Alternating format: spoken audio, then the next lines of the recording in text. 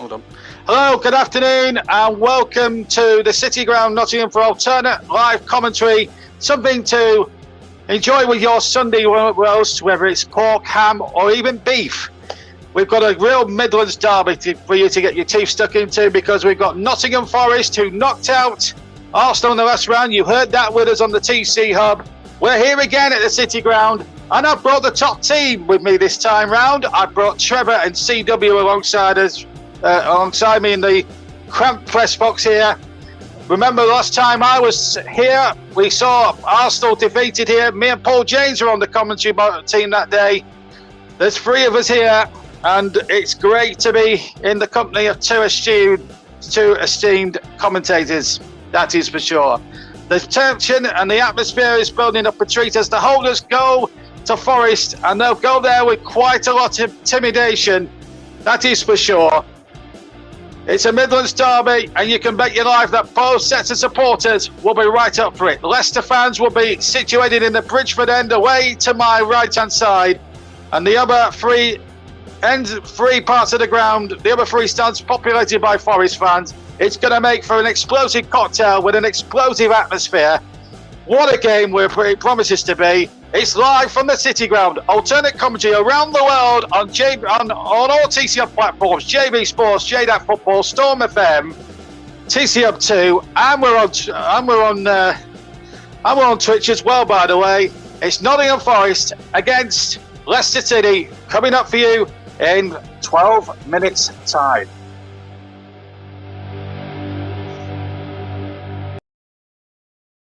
Well, good afternoon to you all, and welcome to what is a raucous City Ground.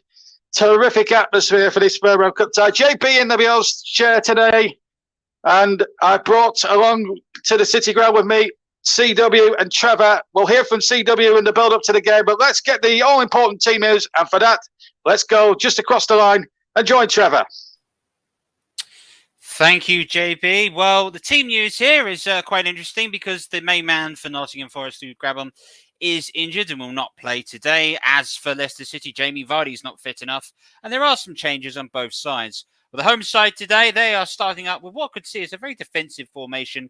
3 standing at centre-back, 4 across in a deep midfield position, and then an attacking midfielder supporting 2 centre-forwards. Lining up for Nottingham Forest, well, they've got Bryce Samba, the Congo international, in goal for them today. They've got Joe Rule that captains the side, and he's alongside Steve Cook, the former Bournemouth defender today, and the Scottish international Scott McKenna. That'll be the back 3 for Nottingham Forest today. In the midfield, well, they've got David Spence sending that to right back position, in that right forward position. In the lower part of the midfield, they've got Ryan Yates, young Englishman, alongside James Garner on loan from Manchester United, and Max Lowe also playing on the left for them. So it's a very English midfield. In the attacking roles for them, well, Philip Ziganego, the Danish international, he lines up, and just ahead of him, of course, is Brennan Johnson, the Welshman, and Keenan Davis, also on loan from Aston Villa. The substitutes are set up for them very kindly with Hovarth, Figueroa, Colback, Liera, Surridge, who they signed on a deadline day loan, Robiero Diaz, Costa Silva, Ogier, and Lolly lining up. For Leicester City today, well, it's a very strong-looking attacking side by Leicester City, and sure, Brendan Rodgers will be hoping that this is the opportunity where that they can really go and show what they can do. And East Midlands derby and defending the trophy, well, they made a couple of changes to do so today. Danny Ward, the Welshman, steps in for Kasper Schmeichel, who relinquishes the armband today. The captain for Leicester City today will be Yuri Tielemans. In the right-back position is James Justin, and the centre-half partnership is Daniel Amati and Kalga Soyan Chu. And on the left is young Luke Thomas, the Englishman, playing at left-back. In the anchoring roles for Leicester City today, Wilfred and Ndidi is alongside Yuri Tielemans, who again, as I said, has the armband for this special occasion. In the forward attacking roles, Amendola Lookman, he lines up with James Madison and Harvey Barnes. In the front 3, they are supporting Kelechi Iheanacho for today for Nottingham Forest, that boasts a side with 2 Nigerians, an international from Ghana, Turkey, and Belgium today. There's also Welshmen involved for either side. There has been a lot of talk about this game, about will it be the main opportunity for either of these sides to win silverware this season. It's a real statement to be made for Leicester, who've been inconsistent this season in the league, but hoping to go and put it together for the Cup. For Nottingham Forest and their revival under Steve Cooper very much has the impossible job. That is the team lineups, and hopefully you'll hear a cracking game for us. As I've promised the guys, there's definitely going to be at least 16 goals in this game. 16 goals. Well, we'll hold you to that, Trevor. Thank you very much for the moment anyway. Earlier today, as you heard on the TC Hub, Liverpool beat Cardiff City by 3-1. One of the goals, a spectacular goal scored by Harvey Elliott, who came back today after a 5-month injury layoff. You remember he hurt himself in that game at Leeds, which we covered on the TC Hub. I had the unfortunate pleasure of commentating on him on that injury. Well, it was nice to see him back in good goal scoring form, and that was his first goal, incidentally, for Liverpool today. Jota getting one of the other goals, a great finish from Cardiff as well. But Harvey Elliott, one of the star turns that day. The 5th round draw has also been made. Here's the draw in full. Here it is. Luton Town are going to plum draw against last year's finalist Chelsea. Stoke City go to Crystal Palace. Peterborough pulled out a home tie with Manchester City, and a good one that is. Liverpool's reward is a home draw with Norwich at Anfield. Southampton play West Ham United, who knocked out Kidderminster to Harriers yesterday. Middlesbrough go to Tottenham Hotspur, their reward for knocking out Manchester United on Friday. And the game that we've got, Huddersfield Town are up for the winners of Notts Forest and Leicester City. Everton will play the winners of the later on's game between Bournemouth and Bourne Wood. And incidentally, if this game doesn't go to extra time, I will be on hand to commentate on that game as part of a bonus match, which you can hear tomorrow evening on the TC Hub. So you'll be able to hear a recording of that with my commentary on the TC Hub tomorrow evening for your listening pleasure.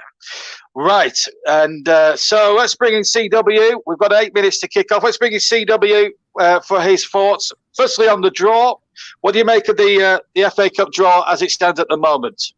I think it's a very wide open draw, to be fair. It's very much anyone's game. I love the fact that Bourne Wood could go to Goodison Park. That would be a really good tie for them. And Bournemouth, obviously, no pushovers. Luton at home to Chelsea. That is a difficult tie for Chelsea to negotiate. They can't take that one lightly. And I like... Especially when Plymouth pushed them all the way yesterday, by the way. Exactly. And I really like... Peterborough Man City's a fun one as well. But Middlesbrough versus Tottenham, I think, is going to be I feel like the tie of the round, that one. Because Middlesbrough, obviously, beating Manchester United. Yes, it was on penalties, but it was at Old Trafford. And Tottenham, well, this is kind of their only major opportunity for silverware, I guess, at this point. So it's really going to be... There's quite a few teams that this is their only chance for silverware, so nobody's going to be taking it lightly. But that draw is particularly exciting. I love it. Yeah, it's a good draw, that. And, of course, Peterborough, Manchester City. The last time they met in the Cup was actually at this stage back in 1981. Tommy Booth scoring the winner that day. Anyway, let's move on to today's match. And it's the Cup holders in action today, CW. And, well, when the holders are in town, we have to get a top-notch commentary team in alongside the top-notch presenter, and which is me, obviously. But enough about me and more on this game. This game really has the hallmarks of a classic Cup confrontation. It's a local derby. There's about 20 miles between the two cities, Nottingham and Leicester. It is absolutely ram-jam packed. There's not going to be an empty seat in the house at kickoff. How do you think this game is absolutely going to go here today? Well, it's a derby game, isn't it? Throw in the fact that it's an FA Cup match and literally anything can happen. I mean, it's both teams have got their major strikers missing. Jamie Vardy's not there for Leicester. Forest don't have Grabham. So it's anyone's game, really. And to be honest, it's the perfect scenario for a cup tie, because as much as Leicester are in the Premier League and Nottingham Forest are a Championship side, the FA Cup just blows away any kind of difference there, as proven over the last few days, particularly with Middlesbrough and Man United. Absolutely, and this is why we love the FA Cup, Chris. It's the great leveler, isn't it? You know, it's like absolutely, yeah, it's brilliant. What do you think of the team news? I mean, Forest, of course, no Lewis Grabham due injury, obviously, as Trevor pointed out at the top of the show. That's going to be a huge blow for them because he came off the bench to put pay to them. But as for Leicester, they've got Yuri Tillemans there. He's going to be a huge presence for them. He scored some cracking goals already this season, including one, of course, against Manchester United and another cracker against Brentford. So Forest will have to watch him. You think like a hawk, but interesting, really interesting from a Forest point of view. They'll have to keep their eyes on James Maddison. We were talking about him off air before we came on. And you pointed out you pointed his stats out, and we were talking how he doesn't get picked by Gareth Southgate. Is it the fact that he's maybe a too maverick a player, or is it the fact that just Southgate doesn't just fancy him altogether? Well, fortunately, he plays the same position as Jack Grealish, doesn't he? So that's always going to be the fun selection choice there. Whoever gets picked out of those two, the other half's going to be outraged. But obviously, Forest missing Lewis Grabham and Leicester missing Jamie Vardy. They're the two kind of major levelers there. Keenan Davis is probably the guy to keep an eye on for Forest. Obviously, he joined at the start of the January window. He's got 2 goals in 4 games, which is a pretty good return rate straight away. So he's hit the ground running. And Maddison, as you say, his stats, 9 goals and 6 assists this season. It's definitely a guy to watch out for alongside Yuri Tillemans. And of course, Kelechi Iheanacho still looking to try and prove his worth to Leicester. He has scored some goals, but obviously that £25 million move from Manchester City, he was expected to be very much a great second option. And I think he's still got to lead up to that. Obviously, he has a few international appearances for Nigeria this year. Obviously, he's played full time for them, scored 1 goal. But I think he's still looking to prove himself at Leicester. And this would be a great opportunity to do so. If you banged in a couple of goals against Nottingham Forest in the FA Cup, I think you'd certainly be remembered fondly for it. Yeah, absolutely. And I just said the teams are just about to come out, and we'll join Trevor in a second. But I've just seen a statistic on the television monitor there that Leicester have conceded the most set-piece goals in Premier League so far this season, Chris, with 17 goals. If you're Steve Cooper now, will this be a weakness that Forest could absolutely exploit in a cup tie with the weather conditions, the wind about, swirling wind? That has to be a factor when you factor it in when you're preparing for a game against Leicester, surely. Absolutely. I think if you're Nottingham Forest, you're very much doing the Brian Clough approach, which is get it to somebody who's good on the ball and stick it in mixer and see what happens. I think that's very much going to be the approach today. Thank you very much, Chris. You go and get ready get ready for commentary with Trevor in just a second. Just a quick word about our friend and colleague Luke Turton, who's in the crowd here at the City Ground today. And we wish his team the very best of luck. We wish both teams the very best of luck as the teams come out to a raucous reception here at the City Ground. And with that in mind, let's get across to my commentary, to our 2 commentators, CW. But first, Trevor will take you through the team lineups and the game. Trevor, it's all yours. Well, some have called this the impossible job. Since Brian Clough's departure, Nottingham Forest has spent just 4 seasons in the top flight and have never won a major trophy. Could Steve Cooper be about to turn that around? Well, we shall find out this evening. It's one of the great local derbies, this, the East Midlands derby between Leicester and Forest. Of course, both these sides have contrasting fortunes during the most dominant period of English football, particularly when Midlands football was key. And that was when Forest were 2 times European Cup winners and Aston Villa were taking the trophy just a couple of years later. Steve Cooper's tonight here for Nottingham Forest know that they've got a lot to do, so he's set the side up potentially looking to counter-attack. Bryce Samba is starting in goal for them today. They've got a back 3, and that is led by Joe Roll, Steve Cook, and of course sitting with his Scott McKenna, the Scottish international, who featured in the European Championships. A midfield for them is Dejid Spence, James Garner, Ryan Yates, and on the left of them is Max Lowe. And in the attacking roles for them today, Keenan Davis in the centre. To the right of him is Brendan Johnson. And to the left of him is Philip Zikanal. The substitutes, well, there's a lot of them to go. But want to notice Mohamed Surridge, who was signed on a last-minute deadline day loan. And hopefully this is the team which will be remembered fondly by Forest fans. As for Leicester fans, no Kasper Schmeichel today. So in comes the Welshman Danny Ward. The back 4 is set up with James Justin, Daniel Amarty, Kalga Soyuncu and young Luke Thomas making the back 4. Yuri Tielemans has the armband and has been Leicester's perhaps outstanding player this season alongside Wilfred Ndidi. James Maddison is in the attacking role alongside Ademola Lookman and Harvey Barnes, and Kelechi Iheanacho leads the starting lineup. Kasper Schmeichel, Mart Albrighton, Sergio Perez, Richarlison and Ricardo, and among others, make the bench for Leicester City today. For Nottingham Forest, well, they've already knocked out one Premier League side, so surely they know how to do this. As for Leicester City, well, they've never retained the FA Cup, but maybe there could be a chance to change all that. For Nottingham Forest, you have to go back to 1959 for the last time they were defending champions in the FA Cup. And we wait for our match official today, that is Paul Tierney, who will go ahead and get us underway. He does so. And as always, everyone here observing, everybody taking the knee. The City ground today is pretty much filled to capacity, just short of 30,000. There are 4,000 Leicester fans travelling from here, and straight away Nottingham Forest get us underway. They're attacking the Bridgeford stands to our right, which is where most of the Leicester away fans are situated today. And this is an early chance here for Dejan Spence out on the right, looking to get an early cross in. Up against Thomas, who's doing well. Gets a left-footed cross coming in. It's ended up being cleared away, not very comfortably there by Wilfred Ndidi. And there is the skipper, Joe Worrell, trying to win the ball forwards. Leicester City move forward again. And Worrell comes across and steals the ball all the way back to Bryce Samba. So for those that haven't heard, there are some primary colours at stake today.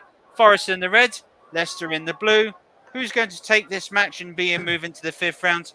I'm going to take that. I'll let my co-commentator here, CW, give us his predictions on the match.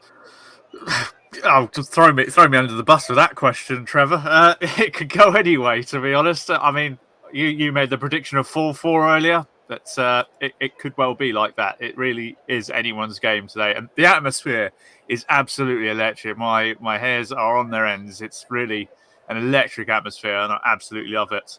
I can give you a prediction in maybe 89 minutes' time. That would be a bit more accurate, maybe. Excellent. Well, we'll come back to Chris 30 seconds into time added on for his prediction. In the meantime, let's go ahead and enjoy the action.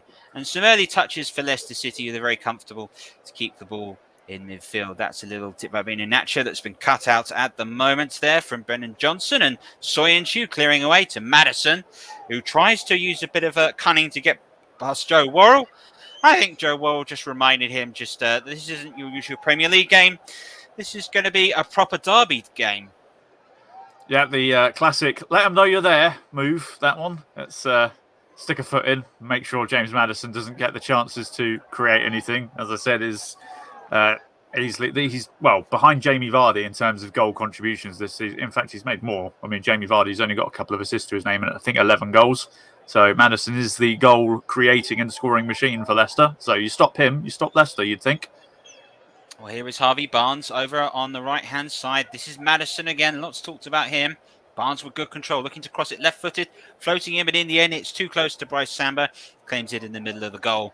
The goalkeeper today wearing an all-white goalkeeper kit, similar to that worn by Arsenal, except we can make out the numbers on the back of his shirts. Don't envy any commentator having to do that game. One of the great things about the City grounds is the fact that they do have listed all the trophies that they have won around here. So you see things like the 1979 European Cup and Company. Does make you know that you are in the presence of a truly great football club that has lost its way in recent time. Here's Ndidi to Maddison for Leicester City. Early touch there for just loses it slightly. Iheanacho was just hoping for it. Garner gets it away, and in the end, the long clearance is made by Lowe. Marty there just tells Danny Ward there in the Leicester City goal just to wait and throw it across. Here's Soyuncu over on the left-hand side to the near side, and that's a poor touch in the end by Soyuncu. Really saw Luton was short. This is Samba now. Now he's lost it around to Brennan Johnson, the Welshman, up against the Turkish International. Johnson's cross, good header away, straight away. And now it comes back and allows you to box, and it looks as if Yates was complaining, and Paul Tierney, the referee's given the decision against James Maddison. But straight away here, though, showing a bit of pace and creating a good cross there that made this opportunity.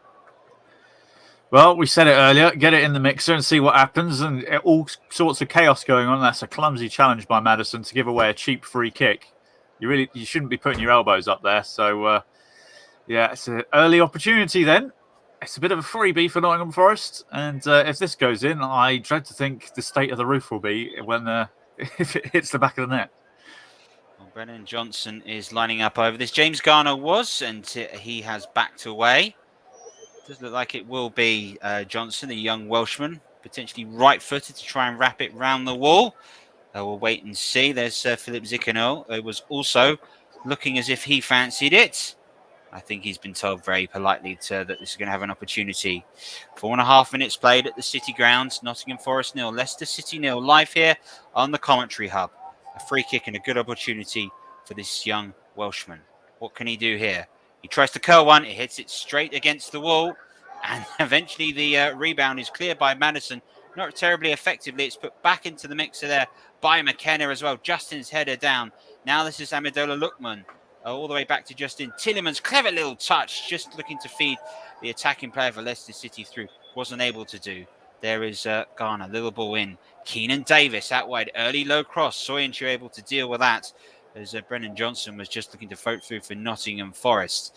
Now it's a chance for Leicester to move away. Wilfred Ndidi, early touch to Iheanacho. Madison outside of the foot across field to Luke Thomas. Harvey Barnes making a run into the channel. Up against him at the moment is Joe Worrell, the skipper. Barnes gets past him. Now it's a chance for Thomas across. Oh! And there was a chance for Clichy Iheanacho, who seemed to got his feet completely in a mix and has flashed a good opportunity wide.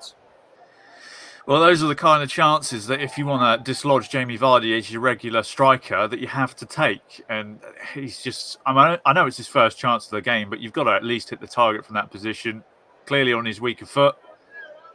He's in loads of space. He might have even had time to take a touch there, but to blaze it that far wide, it's almost inexcusable, that one. Disappointment will be around the ground, but we're early doors still, so we'll call it a sighter. Well, we've played 6 minutes here at the City Ground. We've had a chance apiece. So that 8-goal apiece thriller that I've predicted may just be coming true. We'll have to wait and see. Here's Dejan Spence to throw in, whose cross caused the problems earlier on, which Madison eventually committed the foul from. There was Keenan Davis just claiming, but Soyuncu for Leicester City just staying as the rock that we know he is. And now Davis comes and charging through. That's a mistake. And just for half a second, it looks as if Brennan Johnson had been able to get onto Daniel Amati's poor back pass. And Forest looked like they were in. Here is Barnes at the moment. A crossfield pass. Brilliant pass. Tillemans, he thought about the shot. He's played it into space. It's out to Justin to cross. And it's a great header away. Brilliant defending by Joe Worrell. And already at the moment, there are chances being made. And Tillemans just showing his vision, and that was very, very unlucky there for Leicester City. Yeah, a touch of class from Tillemans with that one, but just about the captain defending really well there, Worrell. But goalkeeper just couldn't quite keep it in play, so danger's not over yet. It's a corner on this near side for Leicester, which, well, they're the team that concedes a lot from set pieces. They've got a chance to create an opportunity from one. Well, it's taken short at the moment, and now it's a chance for Lookman, and he's dispossessed there by Spence. And Thomas tried to sort of play it back in to Madison, but it's a wayward pass that's gone out.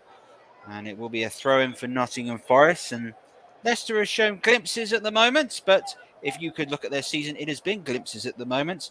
Never consistent enough to challenge in the league, just missing out on Champions League football in the end. At the same time as well for Leicester, though, they do have that trophy to their name. Speaking to both managers, Brendan Rodgers said today that they have to show no fear playing in this derby with the big City Ground sitting behind them. Steve Cooper, the Nottingham Forest man, said today that they really, really want this. And you could see that very much in the performance of Joe Worrell as his clearance goes long. And it's fallen kindly there for Dejan Spence. This is Ndidi. Thomas. Early touch for him. It hits Brennan Johnson. It's floating up in the air. Always known to have a real gust of wind here. Stands right by the River Trent. Here's Philip Zickenel, number 11. Just loses out. This is Amendola Lookman. And he's not able to get past 3 red shirts. Davis for Nottingham Forest. Early chance. Max Lowe cuts in the end by Amati. And Ndidi gets it away. Now it's Madison looking to play an early ball through. And it looks for a second that Iheanacho was through. But Scott McKenna was across. And Paul Tierney's going to pull play back for this foul, which Leicester take quickly. Sointu places on the near side to Luke Thomas to move the ball forwards. Now it's Barnes passing the ball back into Leicester City's half. It's Daniel Armati just centre of the pitch, slightly out well to James Justin. Obvious press at the moment from Nottingham Forest, who are really starting to put Leicester under pressure. Danny Ward to play it back into Justin. Can Leicester play their way out of trouble? Here's Tielemans. Goes down the line. An excellent ball down the line, it has to be said. And now it's an opportunity for Leicester City to run. And the passing wasn't great by Nenacci, but he's got the ball inside the area again. He squares it back off to Ndidi. Now it's Harvey Barnes. He wants to get it under his right foot. He's brought it back for Thomas on the left. Back for Barnes, who's missed control. Let him down, really, at that opportunity. But Leicester showing glimpses and promise that they might just be able to find the key to unlock this Forest defence. Yeah, well, Forest, as we've shown at the start, lined up in that attacking 3-4-3 formation. So Leicester will look to exploit the wings as much as possible, which they have sort of been doing early doors. And the high pressure from Forest can easily be unlocked if they can play it around them. So it's very much the tactic that Leicester seem to be going for, which is encourage the press and try and get over it. But after 10 minutes, it's still fairly even, but Leicester have certainly warmed up a bit in the last couple of minutes. Oh, good control by Lookman. Tries to get the crossing corner. And the corner is conceded by Scott McKenna, the Scottish international, who played against the Czech Republic at Hampden Park, European Championships. There'll always be the conflict that Scotland and Wales have both got 2 semi-final playoffs. If they can win both of those, then Scotland or Wales will play each other for a place in the finals to get to the World Cup in Qatar later on this year. Seems a long way away off now because we're still in the 4th round of the FA Cup. Free kick is taken short. It's Lookman! Oh! It took a deflection. The corner's been given. That looked like a set-piece routine taken straight out of the training ground. And Amendola Lookman's efforts, well, what happens here? He gets to it, and it's eventually blocked by James Garner. That's a great defensive block last second. That deflection could have gone absolutely anywhere, but either way, did its job. Madison takes. There's a couple of pigeons have just landed on the pitch as all the players have ran forwards. Sointu is forward going for the near post. It's floated to the far post. It's headed away. Only as far in the end as Dejan Spence, who tries to get on the left foot and can't. And now Ndidi. Madison's cross. And it is headed away. Just about. This is Amendola Lookman now. Number 37 on his opposite flank to where he started. On his right foot.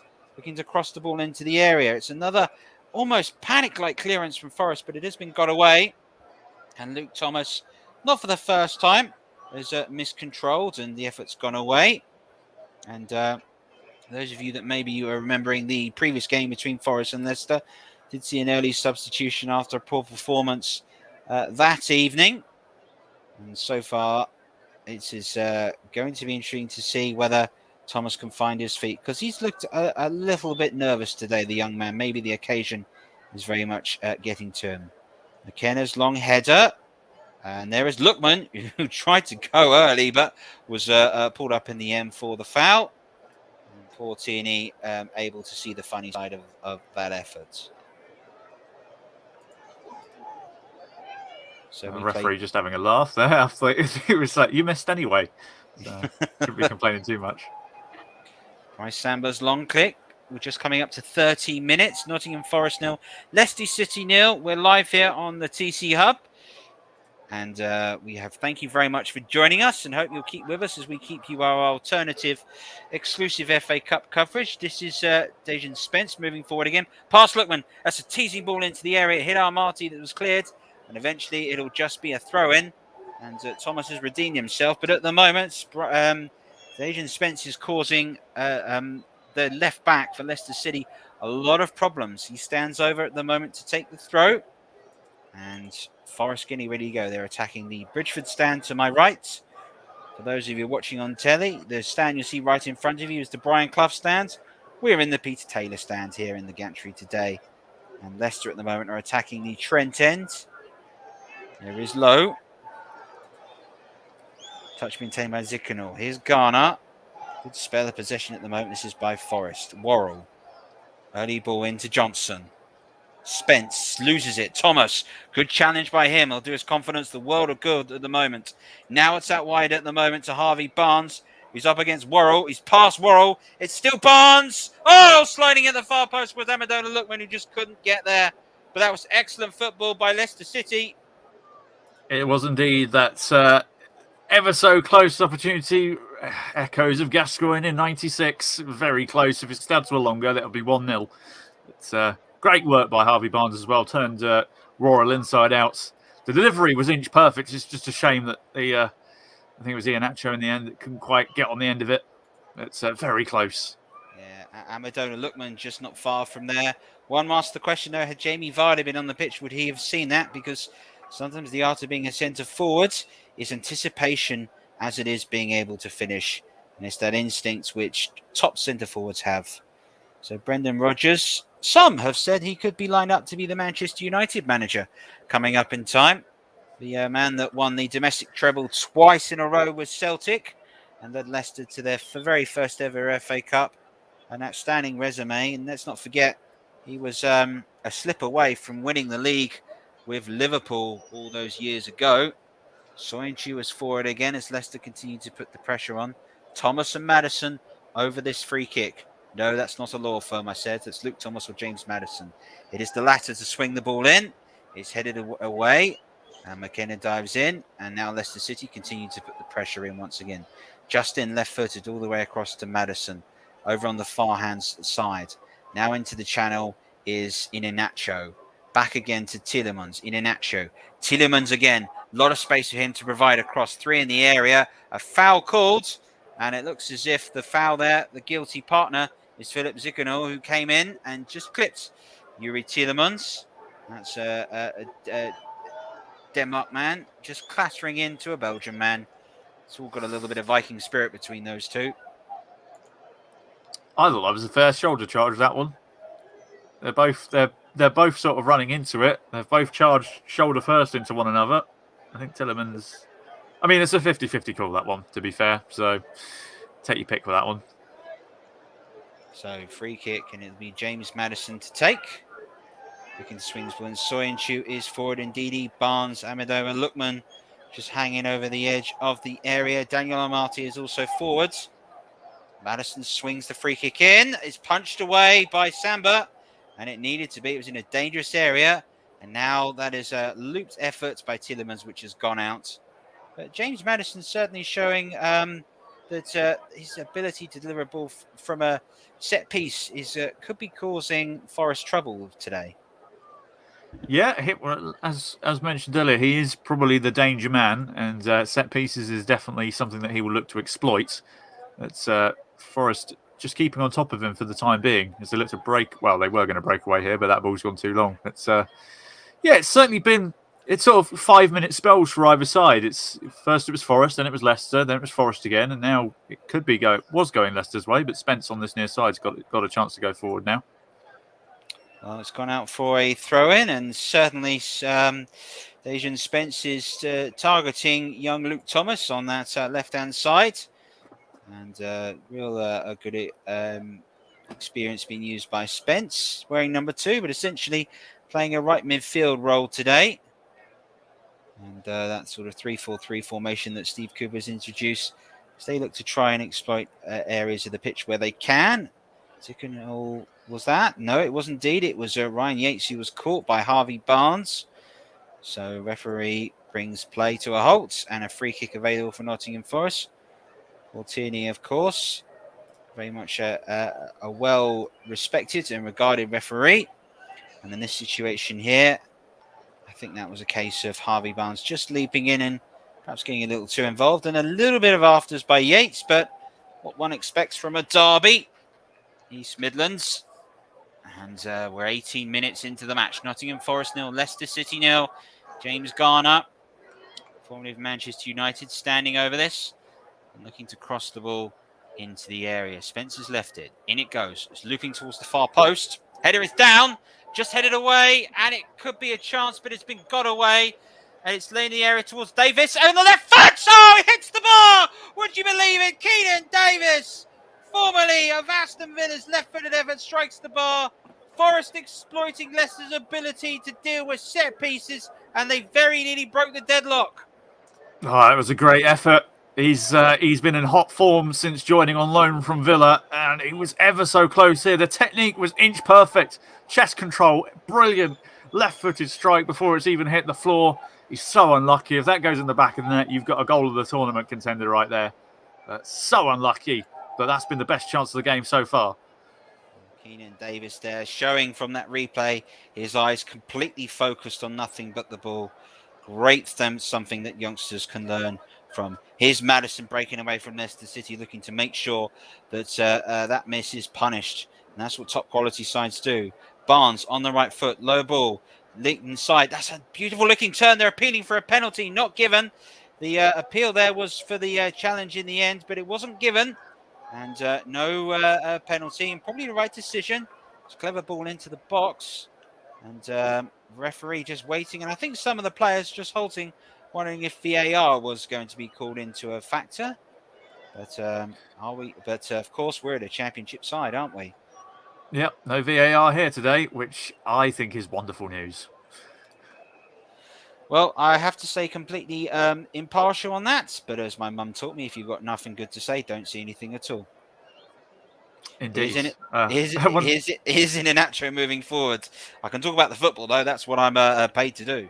Zikanol passing the ball that wide as well. Here's Johnson. Heavy first touch by him, but Barnes isn't able to deal with that. Here is Max Lowe with the armband today. Passes it back to his goalkeeper, Bryce Samba. There's the clearance out wide. That's his McKenna. Left-footed efforts just gone out, and Leicester City will now have a throw-in. And certainly don't look comfortable on the ball when they've got it to feet here, the defenders today.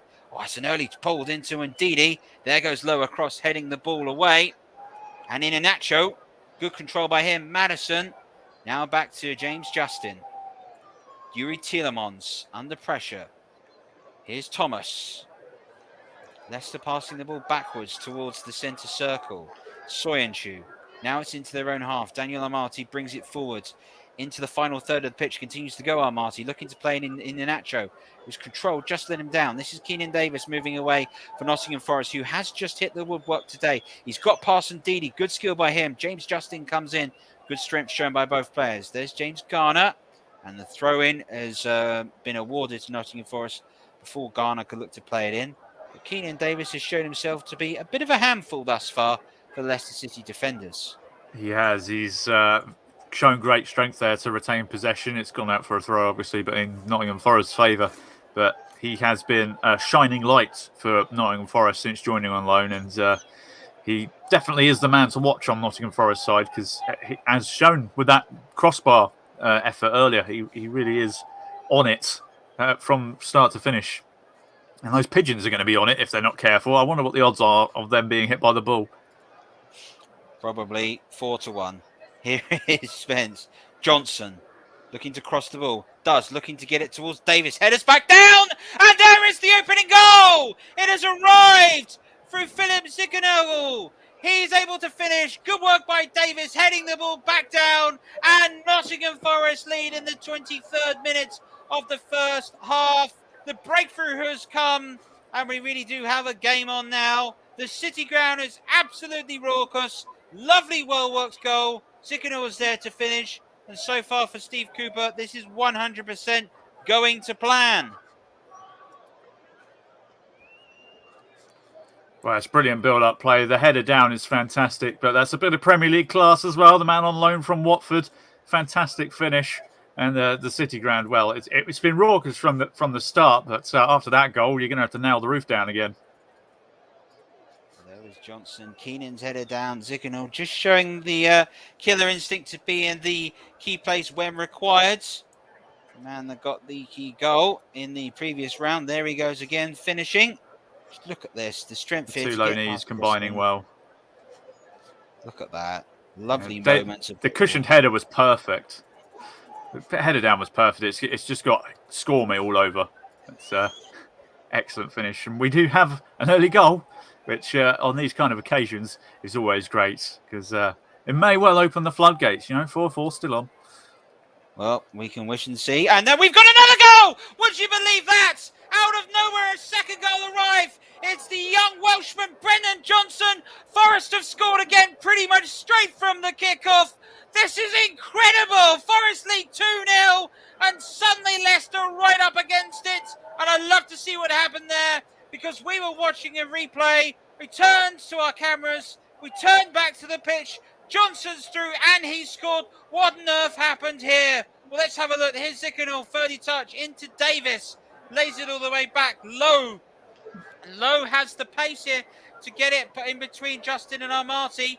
And it's a poor pass by Daniel Armati. Johnson seals on it and rolls the ball in. Incredible! Oh, Marty with the hospital back pass that sent him into the critical care ward with that one. Terrible back pass. Johnson, nutmegs the goalkeeper for good measure. That is an absolute blunder from the Leicester defence. And, now they're really up against it. 2 quick fire goals for Forest. The roof is off. There's no disputing that now. Incredible. Well, having that goal runs him very much. We've just seen another effort flash wide due to the replay, but having that goal in very much remind me of Mark Hughes' third goal in the 94 FA Cup final, which was missed on TV. We saw just as the ball was kicked into the back of the net. Still watching Eric Cantona's penalty being played on the replay. Here to date, the second goal's gone in. It's Brennan Johnson, and a magical minute for Forest means they have a 2-0 advantage. And they really do have a base to build upon. For Leicester City, a reminder of what they need to do if they were to go and get through to the 5th round. 2 goals for them between now and the 90 minutes would take the match through to extra time. We would play 30 minutes of extra time. Then after that, if we cannot get a result, we would go and settle this match on a penalty competition. For Nottingham Forest here, though, today, what do they need to do? Probably keep things as they are. Forest themselves will be absolutely cock-a-hoot with that. Those 2 goals in 2 minutes completely turned the match around. Philip Zickenall with a goal and Brennan Johnson, a man from Denmark and a man from Wales, helping the side from England beat their local rivals. Is Iheanacho having to pass the ball back, and a poor pass. Davis, who's looked a real handful when he's got the ball and able to control and that physical presence, and he looks really pumped up for this. Armati, who may want to forget the last couple of minutes have happened. James Justin trying to move forward. Looks like he was just tripped by Zickenall, who I suspect there was slightly more an edge of a professional element to that foul. Still, though, we stand with the game at 2-0. And looked like that was just a clever foul, you could call it, Chris. Well, he's lucky to get away without a booking on that one because Leicester were away. The referees turned a blind eye to that one. Maybe it's just the first one they'll let go, but tactical foul, definitely that one. Referee Paul Tierney, he's not usually one to have the wall pulled over him, but looked like he was slightly there. We shall wait and see. Is he going to allow the game to go on? And there is the wonderful header back from Joe Worrell, getting it all the way back to Bryce Samba. That's quite brilliant. And on the bench for Leicester today is their club captain, Kasper Schmeichel, who don't think there's too much he could hold against Danny Ward, particularly for the second goal. Should never have been in that position. Forest, on the other hand, were just slightly called out. Ryan Yates was under pressure from James Maddison, but it hasn't blown away. We played 28 minutes in the first half. If you're just tuning in, this is alternative exclusive commentary on the FA Cup, and you're watching the match between Nottingham Forest and Leicester City. Forest at the moment are 2-0 up. Goals arriving in the end by a lovely, well-worked set piece. Eventually finished by Philip Zickenall, headering back from Keenan Davis's effort. The young Brennan Johnson with the second goal after a poor back pass, a hospital back pass, as it's been known as, by Daniel Armati. And Leicester City here have another free kick to defend. James Garner is standing over. It's over on the near side, just about halfway across from the ends of the centre circle. There are the Leicester City supporters jumping for joy at the moment in the Bridgeford stand, which just housed all the away supporters. Right behind him, you can see there those in the Peter Taylor stand singing away. Garner getting ready. Lowe has come forward for this. So was Worrell. The free kick's in towards the far post. It's beaten everybody but Spence. Now it's Johnson for Forest. Passed all the way back across goal. Lovely first touch by Garner. Zickenall to cross the ball into the area. Barnes is across. Soyuncu's able to clear it and looks to go down the line, but it's not a very good clearance. Now at the moment is Spence up against Maddison. Just cut out by Wilfred and Didi, but not successfully. Zickenor again, just being a real nuisance, and sometimes being a nuisance is just that. Clever pass. Could be a crossing opportunity. Good block by Thomas as Spence came in with excellent vision for the pass to send through to Spence. And That was some Forest at the moment are fantastic. playing some great football. It was some fantastic one-touch football that from Forest. Unbelievable. Not Leicester can get a toe in. It was ridiculous. It's wonder if Nottingham Forest are just thinking about the last time these two met in the FA Cup 10 years ago. Leicester won 4-0 that day with Beckford grabbing a hat-trick along with George Boateng own goal. At 2-0, they're probably thinking maybe we can get our own back for that one. Yeah, the FA Cup third round replay indeed. Last two times that these guys have actually only met once before in the FA Cup before that. And for that, you've got to go back to 1901, which Nottingham Forest won 5-1. So the odds are we are going to get goals today if we've got past the first nil-niller. Now, Forest getting set for them at the moment. There is Steve Cook standing ready. James Garner is ready. The referee here is just overseeing. There's a second ball that's been thrown on. It's now been got rid of. Standing set and ready to take the corner here for Nottingham Forest. With James Garner, number 37. Crosses it into the middle of the goal, and it was just a big opportunity in the end for Ryan Yates that dived forward and just couldn't quite get there. It's kept in play at the moment. The cross at the back. Here's Johnson. Lovely skill by Johnson. A lovely skill by Johnson. Back to low, back to Johnson. Diving in. Low effort! And it's just gone wide. Right in front of goal. Yates has had it. Ward is completely frustrated. Philip Ziganego again was so close. Wonderful football being played. But look at this by Yates. Diving in. The header. Oh, it's just hit his shoulder. He's just taking his eyes off it, I suspect, for 2 seconds. And then Johnson's 1-2 exchange at the moment with Worrell. And that's an excellent save in the end by Ward. Yeah, ever so close to 3-0. Nottingham Forest really got their foot on the gas right now. And they've got their foot on the gas even further. The captain has scored. Joe Worrell heads the ball down. Nottingham Forest 3, Leicester City 0. They're in dreamland at the City Ground. 32nd minute of the first half played. It's 3-0 Nottingham Forest, and even the captain's getting involved. And it's another set piece that Leicester have conceded from. Well, you said it. Set pieces have been Leicester's weakness this season and exploited once again. The captain leading from the back at the right end of the pitch as well. It's a wonderful delivery. Perfect. It's got "head me" written all over it. And he's headed it down into the ground. It's got all kinds of spin on it. It's avoided the goalkeeper. It's avoided Tillemans on the line. It's pinpoint accuracy with that one. And, well, we're in dreamland right now. Well, you are if you're a Forest fan. If you're a Leicester fan, this is a nightmare. And we're only half an hour into this match. There's still another hour of football to go. It's, anything can happen in the FA Cup, especially in derbies. And this is exactly what we've all been looking for. A shock. And 3-0 after half an hour. I'm not sure many people would have put the odds on that scoreline. Well, football can be a funny old game. It just goes to show you the magic of the cup. The side from the division below can really step up. And sometimes football is about playing the occasion just as much as about playing the team in front of you. Forest have risen to the occasion today. Brendan Rodgers really has his work cut out now. The holders of the cup are 3-0 down. And we are getting set to play the final 30 minutes of the first half. And Leicester really do have it all to do if they are to go and make their way through to the fifth round. At the moment, that's where Forest are getting. There's Yates, Davis. Good control by Davis, just loses it. Peels for a free kick, not given. Garner just trying to look in and play Low out on the left-hand side. Low's got there. Justin makes the interception. There's the clearance away. And I tell you what, for those that you are tuning in, if you were to go do a Master League or a career mode, I think Forest would be a good choice at the moment. Promising young side that they're putting together. Here we're getting ready to take the throw in will be Max Lowe, number 15.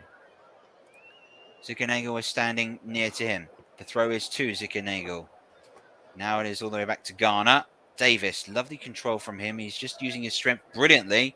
And there goes a bit of fight from Tillemans, but he's cleared the ball away, only for a throw. The final third of the pitch remains Nottingham Forest, and there remains a very, very happy Nottingham Forest fan.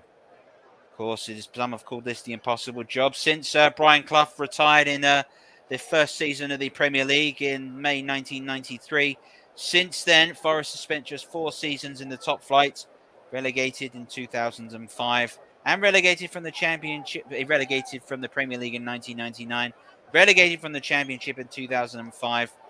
Many men have tried, many men have not been able to do so, but it looks as if Steve Cooper might just be on the verge of doing something.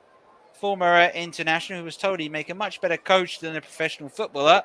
Well, at the moment, it's showing because he's putting together some outstanding sequences of results in the cup this season. Here is Spence just losing it to Thomas that goes long, and there'll be a chase for Amati, and there is McKenna, Tielemans, Lookman, Justin moving it forward for Leicester City, who are 3-0 down, and we're about 10 minutes away from the first half concluding. And miscommunication awry, and Justin's pass has gone out.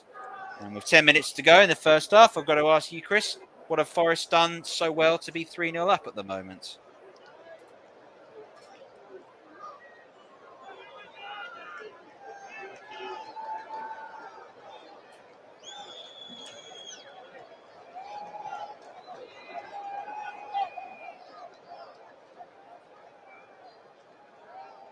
Well, we seem to have lost my co-commentator. Who just told me that he's just managed to drop his microphone in his tea. So if you do want to just sort of remind him that you shouldn't put your microphone in your tea, please do so. I'll continue with the microphone that's not giving out electric shocks at the moment. Ndidi back towards Nottingham Forest 3, Leicester City 0. Live commentary here on the TC Hub, exclusive Old Nut commentary, giving you a glimpse into the future, what sports commentary will be like here on the TC Hub. And what an afternoon of football we have been presented with today. Liverpool through, and again, the side that wins this today, they'll be home again, and they will be at home to a travelling Huddersfield that are also through. So real incentive, particularly for Forest, if they can hold out. Another game at the City grounds, and they could be looking potentially at the quarter-finals. It looks like just as slightly Joe Worrell was caught. P. Tierney sought it. Joe Worrell's header really does compound a brilliant sort of couple of moments in this contest at the moment. And this has been one of the most outstanding results that we have seen for a long, long time in terms of what we're going to get footballing-wise. You wouldn't have predicted Forest to be 3-0 up. What I will say, though, is my prediction for the 4-4 draw is still underway. There's Davis, good control, using his strength brilliantly, trying to find the effort on the left foot to clear it away. Amati's got it away, and it will be a corner. And Leicester here really have to hope that this don't pick themselves into any more trouble, because at the moment they're really struggling at the moment. Well, we should just wait for this set piece to conclude, and when we do, I shall bring in my colleague with me today, who's promised me he's managed to get his microphone out of his tea and working again for his views. But we'll just wait for this corner to just see what happens.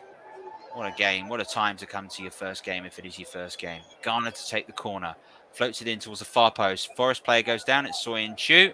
Foul has been called. It looks as if there that Steve Cook just caught him. Now I can ask you again, Chris, what do you think Forest have done so well today to be 3-0 ahead?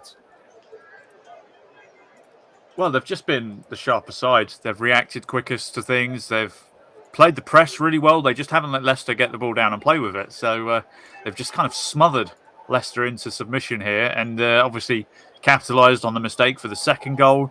And set piece, obviously, they exploited the set piece weakness. And obviously getting the opening goal always has a way of swinging the momentum. So, yeah, Nottingham Forest have been top class today, and Leicester haven't really been at the races so far, let's be honest. So, a lot of work to do at half-time for Brendan Rodgers, I think.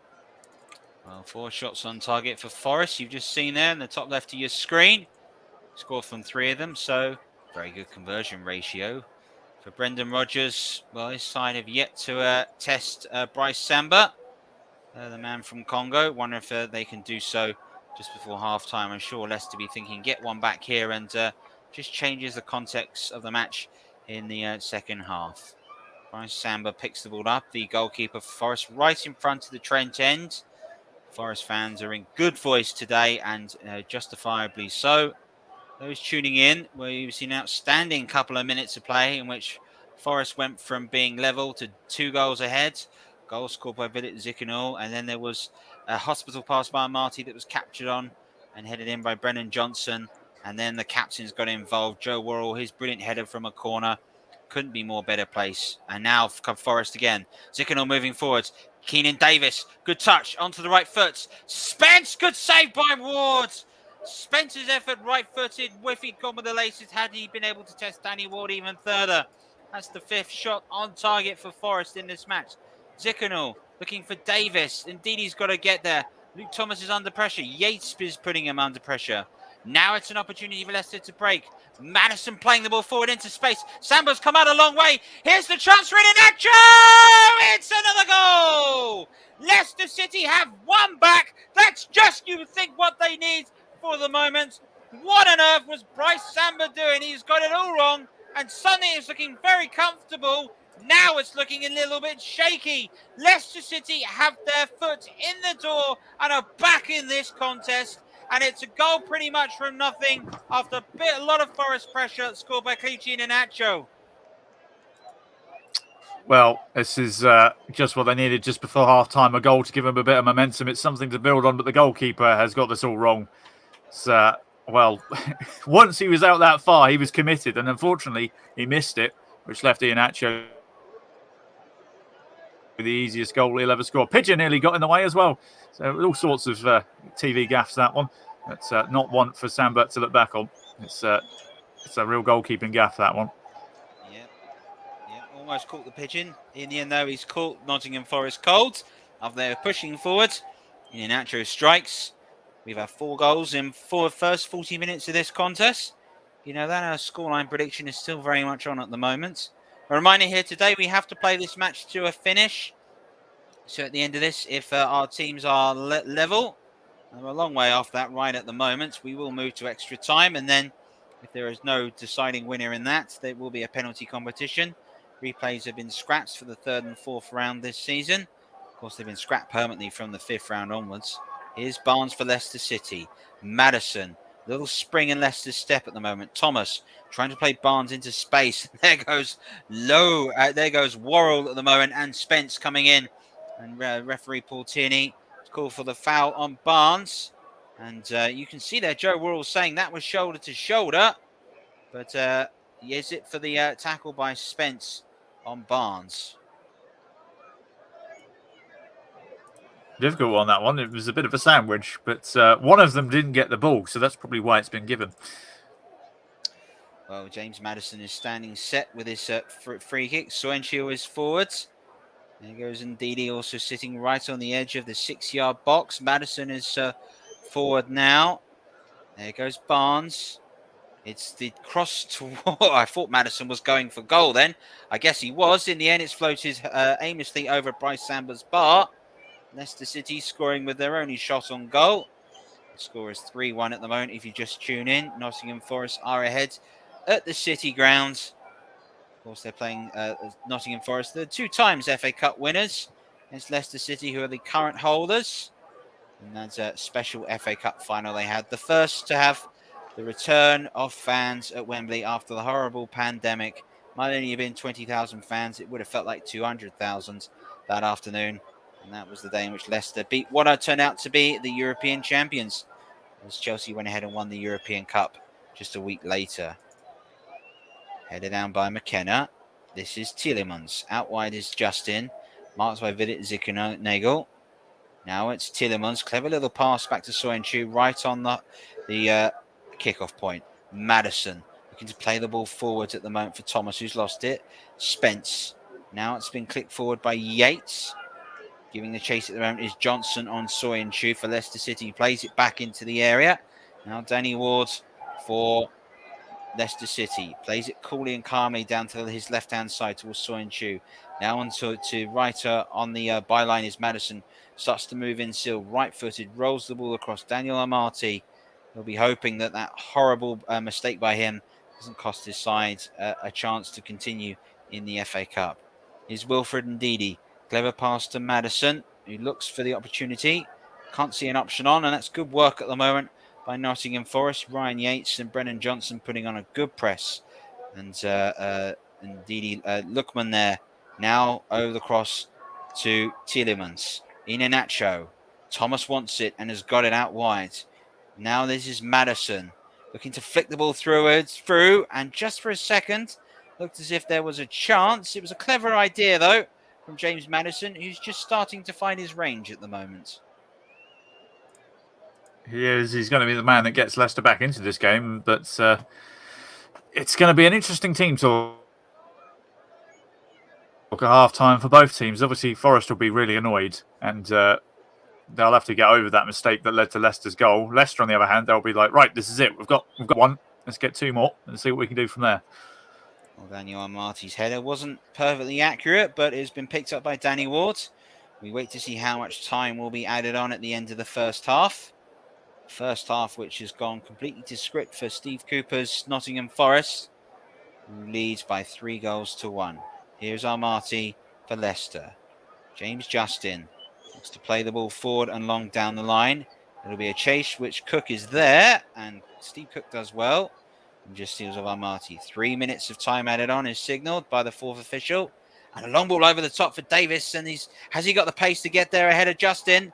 Either way, I think the referee is going to give a goal kick because Davis got the last touch. But Keenan Davis is starting to show himself to be a little bit of a player and a real handful for Leicester.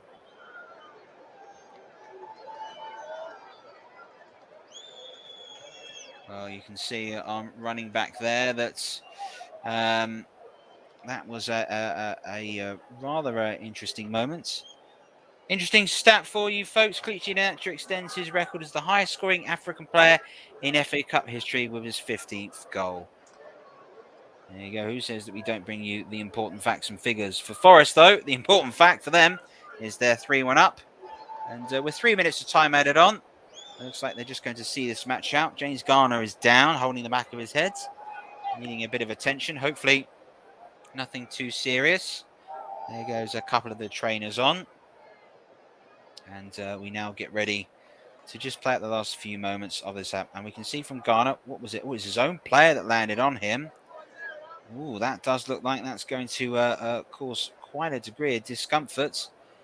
The young man formerly of Manchester United, who has been impressive today, but it looks as if the player caught all his weight on the back of his neck. Steve Cooper, you can just sort of see along the dugout, just getting word to find out from his medical staff just whether the match will result from a substitution. Doesn't look like it. Looks like young Garner's going to be able to get back up and continue. Did take a right knock to the back of the head, but it's getting an excellent round of applause from faithful here in the City grounds. He brings himself off, and we have a minute to go of time added on. I suspect there'll probably be a little bit more time that is played on for that stoppage. Here's Ndidi. Now Madison. Thomas ahead of him. Barnes out wide. This is Harvey Barnes now. Up against Spence, looking to play the ball. There is the clearance made by Worrell. And now Johnson looking to try and break for Forest. Cannot do so. Here is Madison. Clever pass. Does Tielemans fancy a hit? No, he just fancied a pass into Amadou Lookman, but just couldn't quite direct it. Soyuncu intercepts. Leicester putting the pressure on in the final few moments of this half. There's a mistake at the moment that gets Leicester City into this contest.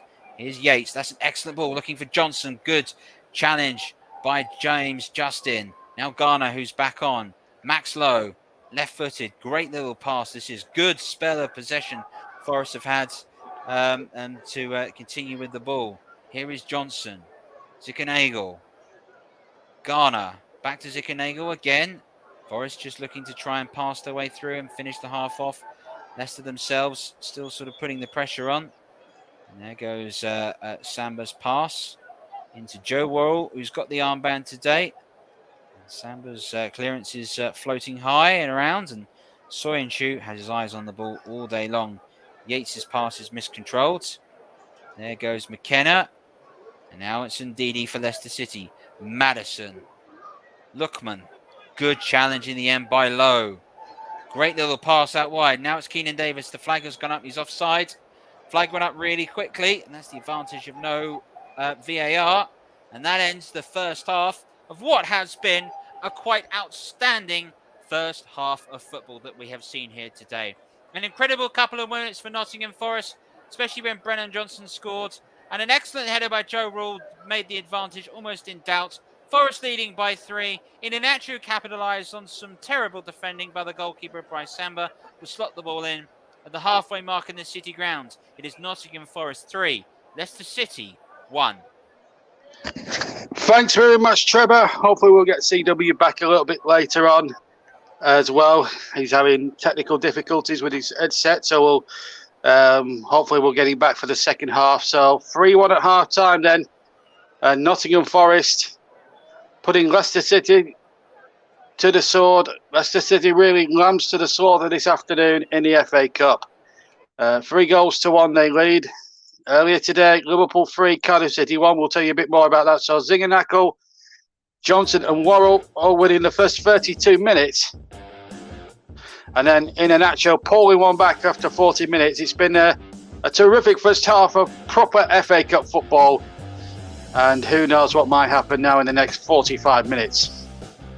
Right, let's get you...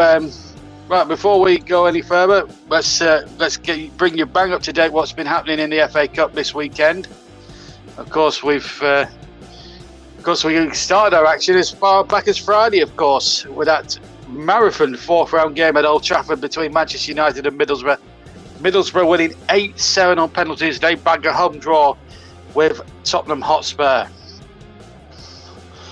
Yesterday's results: Chelsea 2, Plymouth Argyle 1 after extra time.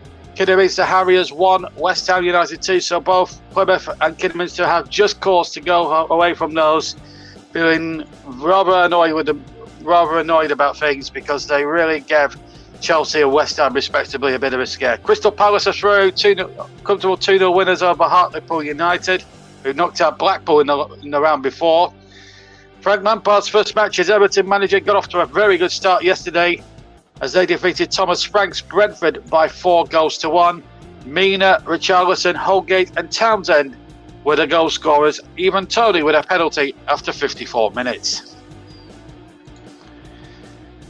And the All Yorkshire affair, this is who Nottingham Forest or Leicester City, it looks like Nottingham Forest the way things are at half-time, could be facing Huddersfield Town, or the team that they could well be facing. They beat Barnsley in an all-championship Yorkshire game. Holmes with a goal on 19 minutes, proving more than enough in that one.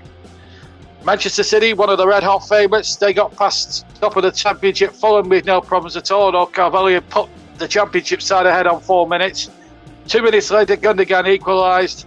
Stones then, a few minutes later, on the 13th minute mark, put Manchester City back in front. Then Mahrez with a brace, one from the penalties with a brace, a 5-minute brace, one after 53 minutes for a penalty. The second, coming after 57 minutes. And Manchester City safely through, and they play Peterborough, who in turn beat QPR by 2-0. Ward and Jones, the scorers, taking the posh through to that fifth round game against Manchester City. And of course, they've got history in the FA Cup. They once met in 1981 at the same stage, the fifth round. At the sixth stage in 1981, Tommy Bruce scoring the winner that day. Coventry again, another team that will bow out the cup with their heads held high, although they'll be feeling a little bit annoyed that they didn't get the opportunity of going to penalties. Southampton beating them 2-1, although Gorka Gears had put Coventry ahead after 22 minutes. Armstrong equalising with a superb goal into the top left-hand corner. Terrific goal from just to the right of the day as he struck it, and it looked past the goalkeeper. Cat made it 1-1. Then Kyle Walker-Peters with a deflected shot into the right corner, winning it in the 112th minute, winning it 8 minutes from the end of extra time. Coventry did have chances, and they had a late goal disallowed for offside, and they felt that Mark Robbins' side went away feeling justifiably aggrieved. Stoke City are through, championship winning over League One. Wigan had a man sent off a quarter of an hour from the end. Ed was the man getting 2 yellows. But before then, Stoke had already done the damage with a goal on 14 by Marger and a Brown on 62. Both set up, in fact, by Kevin Campbell's son, Tyrese Campbell. So Stoke City safely through. Bit of a shock at Molineux yesterday. Kenny McLean's looping shot, the difference as Norwich City go past Wolves of the semi-finalists of 3 years ago. They bow out at the fourth round stage. No trophy for Wolves this year in Bruno Lage's first season, although they've been very highly impressive in the Premier League.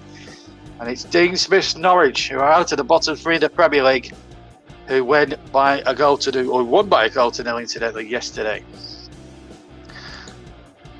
Cambridge United, well, they were well beaten in the end by Luton Town, who bagged a fifth round draw with Chelsea at Kenilworth Road.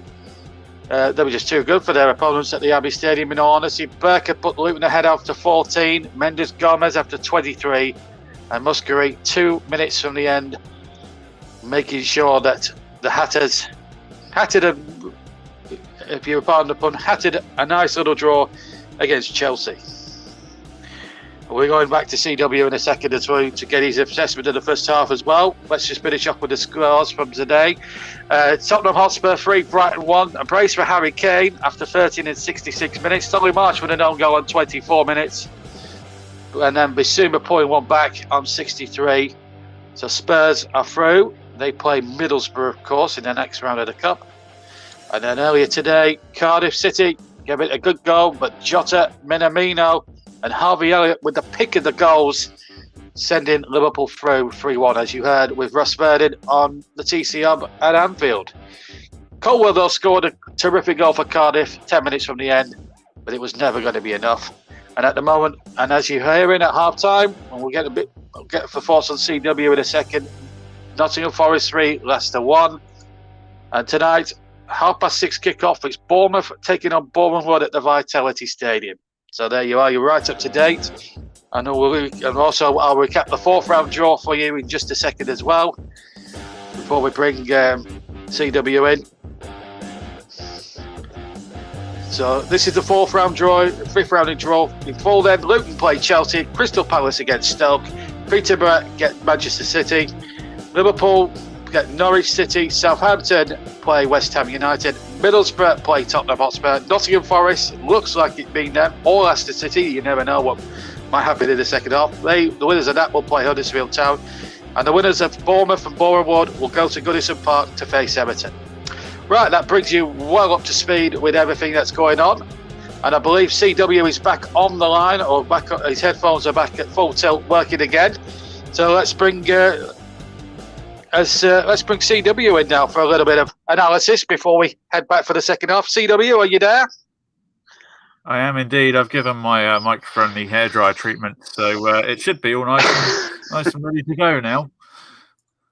Well, the first half, we thought it might have been a tight derby. We were building it up to be so, but the point that we were making before the start about Leicester's vulnerability at set plays, in the end, really came back to haunt them again, because Nottingham Forest have just absolutely, in the first half, taken them to the cleaners. And, of course, even before they scored the opening goal, they were found wanting on set plays on maybe a couple of occasions, weren't they? They were indeed. I mean, the first goal, obviously, was wonderful build-up play, which Leicester just were shell-shocked by, to the point where they dropped an absolute clanger for the second a minute later. Even the camera director didn't pick it up. It was only until the last second, when the replay disappeared, we saw what was happening. But Nottingham Forest were relentless, let's put it that way, for a good half an hour period in that first half, where Leicester just couldn't get near them. And obviously they did manage to get it together at the end after Forest kind of dropped a bit of a clanger. But even then, Forest have looked in complete control and have been well on top this game. They do deserve their lead. They've been superb to a man, more or less, in every position. Obviously, the goalkeeper will feel a little bit aggrieved with his performance with that crazy way out of the box kind of scenario, which, unfortunately, when you're out there, that's it, you're committed. So if you miss it, it's more or less a goal. But it has been... Forest are good value for their lead, and quite frankly, they should have had a couple more the way they were playing. But they did hit the bar. Yeah, they did hit the bar on another occasions. But if you're Brendan Rodgers right now, I mean, you must be scratching your head really to know why you're 3-1 down. But are they really actually melting under the pressure, because they're holders and they're expected to go far again in this season's competition? is maybe that little weight of expectation from a Leicester point of view, maybe weighing a little bit heavy on the shoulders, perhaps? Well, when you're the defending champions, you have a massive target on your back. Every single team that you go against will want to beat you and say, oh, well, we dumped out last season's champions. And that's a pressure that they've got to deal with, along with the fact that it is the FA Cup and along with the fact that it's a Midlands derby. So all the pressure was on Leicester. The fact that they're the Premier League side out of the two as well.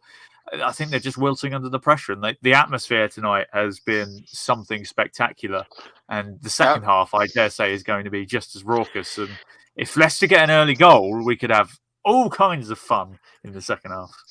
Yeah, and just on Leicester's defence, we want to get your thoughts on the Leicester defence, because Russ has just spoken to me while we were talking over the earphones, and he's just said, he's just said to me that his friend who's at the game, who's a Leicester fan, says they've been poor.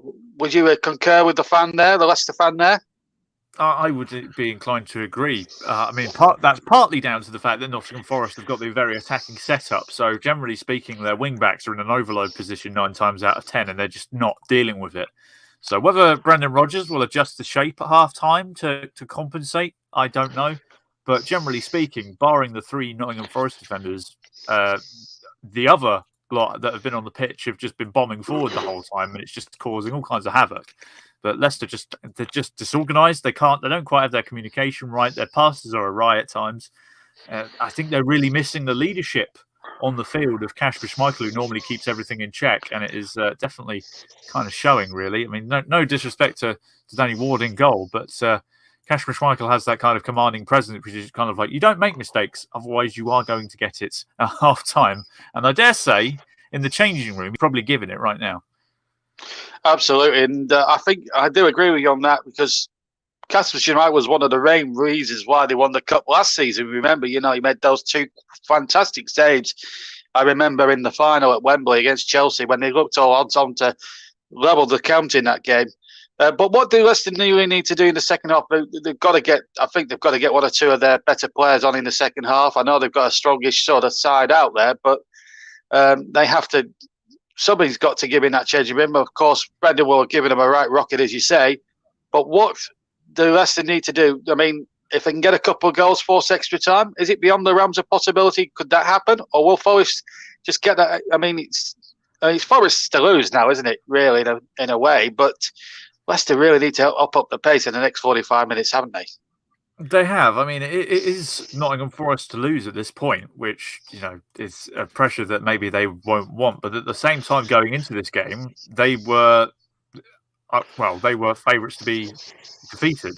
So they're the clear underdogs. And so far, statistically, barring possession, they've been anything but. But for Leicester, I'm looking at their bench. Daka's a good player. He can come on and make a difference. He certainly knows where the goal is. They've got Ricardo Pereira, who could certainly come back in a wing-back position. Jose Perez, Chowdhury, Albrighton. They've got some good quality on the bench that could make a difference. It just depends on how quickly Brendan Rodgers wants to crack the substitution whip. As for Forest, then they've got the new signing Surridge on the bench as well. They've got a couple of good players that could make a difference. It is literally going to be a tactical battle going into the second half, and it'll be interesting to see which manager blinks first in terms of changes. But I feel like Nottingham Forest have more wriggle room to react, obviously, because they have that 2-goal cushion. But as I said, an early goal for Leicester will certainly change the occasion. An early goal for Nottingham Forest as well could kill off the game. So I think it's fair to say that the next goal is the most important one right now. Absolutely, and let's hope for a great second half. Just to remind you, listeners, that we will have a bonus delayed game for you. That will be, we'll possibly do you the Boreham Wood match at some point, and that will be played out on the TC Hub tomorrow night and all TC Hub platforms. Don't forget, if you are, let's see if we've had any comments in the chat. Mike Hardeman has said about Trevor's little prediction. It's more likely to be 8-0 than 4-4. The way Forest has started, Forest looking outstanding. Mark has been on saying hi. Keenan Davis was the next Stevenage youth. Well, Mike had to throw the old Stevenage stuff in there, didn't he? So, plenty of good comments on there. Please, if you are on any of the YouTube platforms, whether it's JB Sports, JDAT Football, Storm FM, or TCM2, or the TCM itself, and of course Twitch, because we do have messages on there. Please keep your comments clean. We still are a family program. I just got to make that point permanently clear. There's a lot of moderators on these streams that if we see any foul language on the comments, we will take it off, so you will not be welcome again. So the teams are about to enter the fray. Can Leicester, who are 3-1 down amazingly here at the City Ground, as we look at that brilliant Brian Clough stand, I think Cloughie will be looking down on the Forest boys and saying, "Well done, young men." He really would, and it's been fantastic to watch. Nottingham Forest 3-1 up there. They're still in with a shout at the playoffs, although they lost at Cardiff last week, but all that has been forgotten about in that first 45 minutes. And it looks like we're going to see Decker on at half-time. Let's get that confirmed now with your two commentators. Here's Chris and Trevor.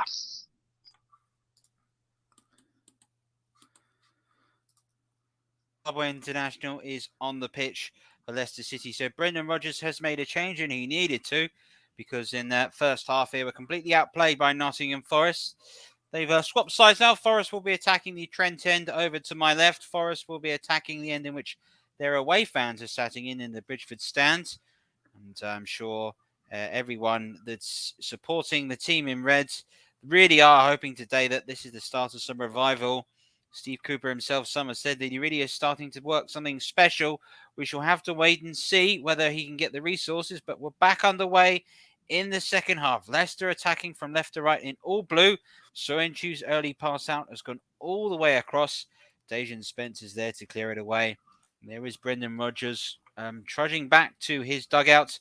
Big 45 minutes for his side in the FA Cup this season. There's Joe Worrell's clearance. Yates doesn't get anything onto it at the moment. Justin. And the ball has gone out for a Leicester City throw, and Justin does take it. Madison looks to flick it on. Batson Daka, and it was just shoulder to shoulder with Dejan Spence, and that was the right decision. And Spence looks to clear it away from the throw. And we hope that you're enjoying our coverage so far. And let's hope to see that we get more of the great action than we got in the first half. Always is a pleasure to come in and commentate on the FA Cup, and none more so than great goals and performances just like what we have seen from Forest, who have produced an excellent 45 minutes of football. Barring one mistake, it was pretty much the perfect half. Here is Ziganagel looking to try to go through again. The throw-in's been awarded and Leicester City's way, and I need to now go to my co-commentator and just sort of ask him overall what he thinks Leicester will do now they've got Batson Daka on the pitch. Well, I've got to feed him the ball because he knows how to score. That's for certain. He was prolific at Red Bull Salzburg in his 4 or 5 year spell there. 82 appearances, 54 goals. He's scored 4 goals in 9 appearances for Leicester this year. So he knows where the back of the net is. All you got to do is give him the ball and let him work. So be interesting to see if there's a change of shape as well to accommodate for him, because obviously they need a goal. And as I said, an early one would really do them some favours. So early doors, be interesting to see how Leicester sets up. Here's James Maddison, early pass, looking for Justin. They just push forward, and I can definitely see both wing backs for Leicester have pushed further forward. Here is Philip Ziganagel, got past Sandini. Ziganagel again, does he fancy the shot? Out wide to Johnson. Spencer supporting in. Johnson's effort took a deflection, and it's just gone wide. And straight away, the danger here for Leicester when they push forward is they get exposed by Forest on the counter. Yeah, that's attacking formation just allows them to overload so many times. It's a lot. The numbers game is always going to be in their favour generally as well. So as you can see there, it's basically a 4v4 at that point. That's I do love the fact that both teams are attacking the goals that their fans are behind now. That just adds an extra element to every attack going forward. It really is the stuff you love to see. They could suck that ball in from this corner if they could. Ziganagel with a header back into the mixer. Back across. The looping header is just punched away. And it needed to be punched away. Scott McKenna's effort was flying in. There goes Danny Ward knocking the ball away. And Ward again, I think, is just looked like there was a clash of heads potentially. Ryan Yates is the man who is down, and it was another set piece that was the undunning. There's there by McKenna, and as Ward punches it, absolutely well, he does a clatter Yates, but Yates showing us a little bit of bulldog spirit and getting right back up. Well, if you get a challenge a goalkeeper in the A, you're either brave or mad. Sometimes a bit of both, because unfortunately, it can end up in that exact scenario where you get socked in the face. Well, either way, Yates is back up. We're honouring and we're still going. And this FA Cup fourth round contest, as the light fades round, the floodlights light up the City ground. Many a famous night had here, particularly famous wins in the European Cup. Brilliant famous night in which they beat the defending champions back in Liverpool in the late 70s here. So special things happen under the lights in the City grounds. And famously, one of the last... we'll just wait for this attack to continue. Nearly crossed there by Daka, which is blocked, and a corner goes. And hopefully this is better times. Last time Forest were in the Premier League, perhaps their most famous night they had under the lights in their final season in the Premier League was an 8-1 thrashing by Manchester United, including four goals scored in 10 minutes by Ole Gunnar Solskjaer. And I'm sure that was a night they were like to forget. Of course, that season, Ron Atkinson took over as the manager for the final few months of that, as they were relegated from the Premier League. Madison's corner, good corner, headed away by McKenna. Come back to Soyuncu.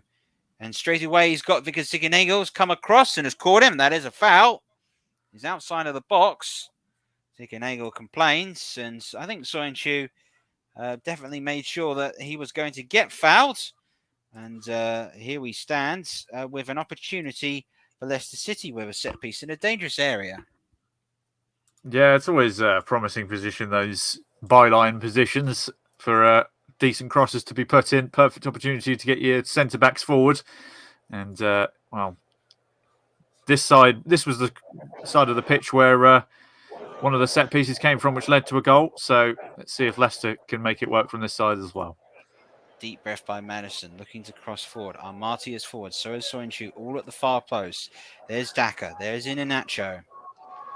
Madison sets. Tielemans on the edge of the area. And David Lookman is there also.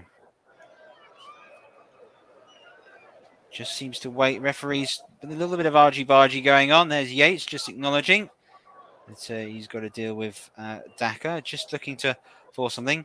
Oh, it's a low ball in. It's a poor free kick considering. Really is a poor free kick. There goes Thomas across to Justin. Both wingers have swapped halves at the moment. So you've got your left-footed and right-footed players on opposite flanks. This is Brendan Johnson. He's done really well to keep the ball and is now putting on a foot race at the moment with James Justin. He has to clear it away. That's good football by the young man. Charging forward and putting the young Englishman in the colours of Leicester City under real pressure.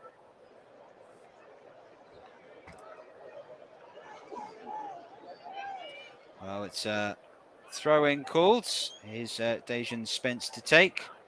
Back again. Yates pokes it forward. Ziganagel gets a foot onto it. Soyuncu clears left-footed. There's Iheanacho. Oh, it's poor again from Iheanacho. Here is Yates. The through ball over the top. Spence against Thomas. Spence needs to get it under control. He's done so now. Gets it round through the legs of Justin. Here's Johnson, and that's got away. Leicester City at the moment starting to play a little bit of Hollywood football, it seems. Excellent stuff. So let's wait and see what happens. Here is the throw-in. Spence is getting ready to take.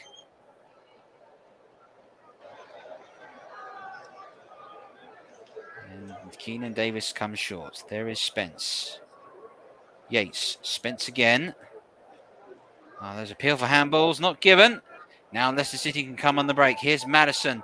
Madison going sets to the pace off from Daka. Daka at the moment up against Joe Worrell. Clever little pass. Back to Madison. Does he fancy the shot from here? Oh, it's so close. So close from James Madison. Opened his body up. Looked to try to curl it in. It's just flashed wide in the end. Bryce Samba was diving to his left. But in the end, it's just wrapped past him. But that's better from Leicester City. And that's sort of what they need to do in this half if they're to get back into it. That was desperately unlucky. It was. Forrest switched off for a split second, thinking that there was a handball in the opposite box, but Maddison gets forward quickly, and this is a right skimmer. Any kind of bounce off the turf, and that could have gone anywhere, but agonisingly close for Maddison. Leicester just trying to get that early footing this half. But it's really still anyone's game at this point. As I said, the next goal is going to be a massive momentum swinger. Well, it feels very much like next goal wins it at the moment. If Michael Massey was in charge, that probably would be the case. Still, we'll get over it. Here's Maddison, and he's under pressure at the moment from Yates in his court, and referee Paul Tierney gives the free kick. And Leicester now just starting to put Forest under a bit of pressure, and since the last few minutes of the second half, you can see Leicester very much pushing themselves further up the pitch and just trying to stop Forest playing as much football as they have done. Here's Armati. Now Amadoma Lookman. Lookman's low cross into the box is a challenging one. And Iheanacho's got a chance, but he has to get it on his left foot. And in the end, it was pulled back to Batson Daka. And if Iheanacho had a right foot, that could have really caused Bryce Samba some problems. Just hit it with your right foot. Stop messing around with it, trying to get it on your favoured. Swing the right. All that can happen is you miss it, and everyone will have a little bit of a giggle. But even then, that's a gilt-edged chance there. Daka wasn't expecting that ball to come to him. He was fully expecting Iheanacho to shoot. But dearie me, it was a good opportunity wasted there for Leicester. Can't keep giving those away. No, but it does at least give Leicester City a little bit of a hope and a little bit of a reminder that they can get themselves back in it. They just have to be careful on the counter-attack. Soyuncu, though, has kept this ball and kept his eye on it well. Passes across Armati. Definitely hoping that his passing is a little more solid than it was to give the goal away. Here's Daniel Armati pushing forward with real purpose. Iheanacho. McKenna comes across, left-footed, clears the ball all the way up to Danny Ward for Leicester City. Rare start for him. Club captain Kasper Schmeichel usually does start. Captain for his club and country. Denmark are the semi-finalists at the European Championship. First side to do so, having lost 2 games in the group stages. That's a long ball being chased, and Samba will get to that. Ball Justin does. And very much a big change which is made with both wingers, as we're watching Sean Dyche watching on. Maybe is he potentially scouting Nottingham Forest's Championship opponents next season. At the moment, that could be the case unless Burnley can turn their season around. He used to play for Forest. He was part of the youth academy setup when Brian Clough was still here. So he's probably still a follower of the team, to be fair to him. Oh, that's probably where he gets his sense of humour from, having worked with Brian Clough. Well, you had to, really. Yeah. Let's have a look at this from Davis. What was he there? Was he just caught from Ndidi? He does think so. And he just looks to be like as if he was just a sort of heels across the back. There's a hole in his top. You watch. He's dug those studs in. There's a hole in his sock now. It's it's one thing I've spotted with Ndidi and Tielemans for Leicester. Whenever the wing backs push forwards, one of those two drops in and forms a back three. So Brendan Rodgers is definitely playing with a more fluid formation this second half. He's also swapped both wing backs because there are times in which you've got Luke Thomas and James Justin swapping alternate wings at the moment. Anything that works at this point, I think. Well, how long before they go route one? We're a long way off that at the moment. We're just coming up to the 57th minute of the second half. Nottingham Forest lead by 3-1. Brilliant first half for Forest, in which they were 3-0 up. Scored 2 goals in 2 minutes. And then the captain, Joe Worrell's brilliant diving header made it 3. Then a bit of a moment of madness from Bryce Samba allowed Kelechi Iheanacho through to score. And that made him the highest scoring African player in the history of the FA Cup with his 15th goal. Early ball tried to play, and Garner is there to clear for Nottingham Forest. Swirling high at the moment in the winds that you always get here in the City ground, especially this time of year. That's a lovely little touch by Davis, and Ziganeo here was caught by Wilfred Ndidi. The free kick's going, and it's just starting to get a little bit petty at the moment, and just acknowledging that perhaps Ndidi had to make that, or there could have been an opportunity through, and looks like the referee's going to keep his card in his pocket again. Well, ref needs to keep control here because it's getting a little bit petulant from both sides with these niggling fouls, and that's just needs to get on top of it. Otherwise, we're in danger of the occasion going from a football match to a bit of a discounted wrestling match. But for the minutes, referee's just going, I don't want to get the cards out just yet, but if I have to, then I will. Don't want to spoil the occasion by sending someone off. Oh, he is getting the cards out now. Somebody's obviously argued with him too much.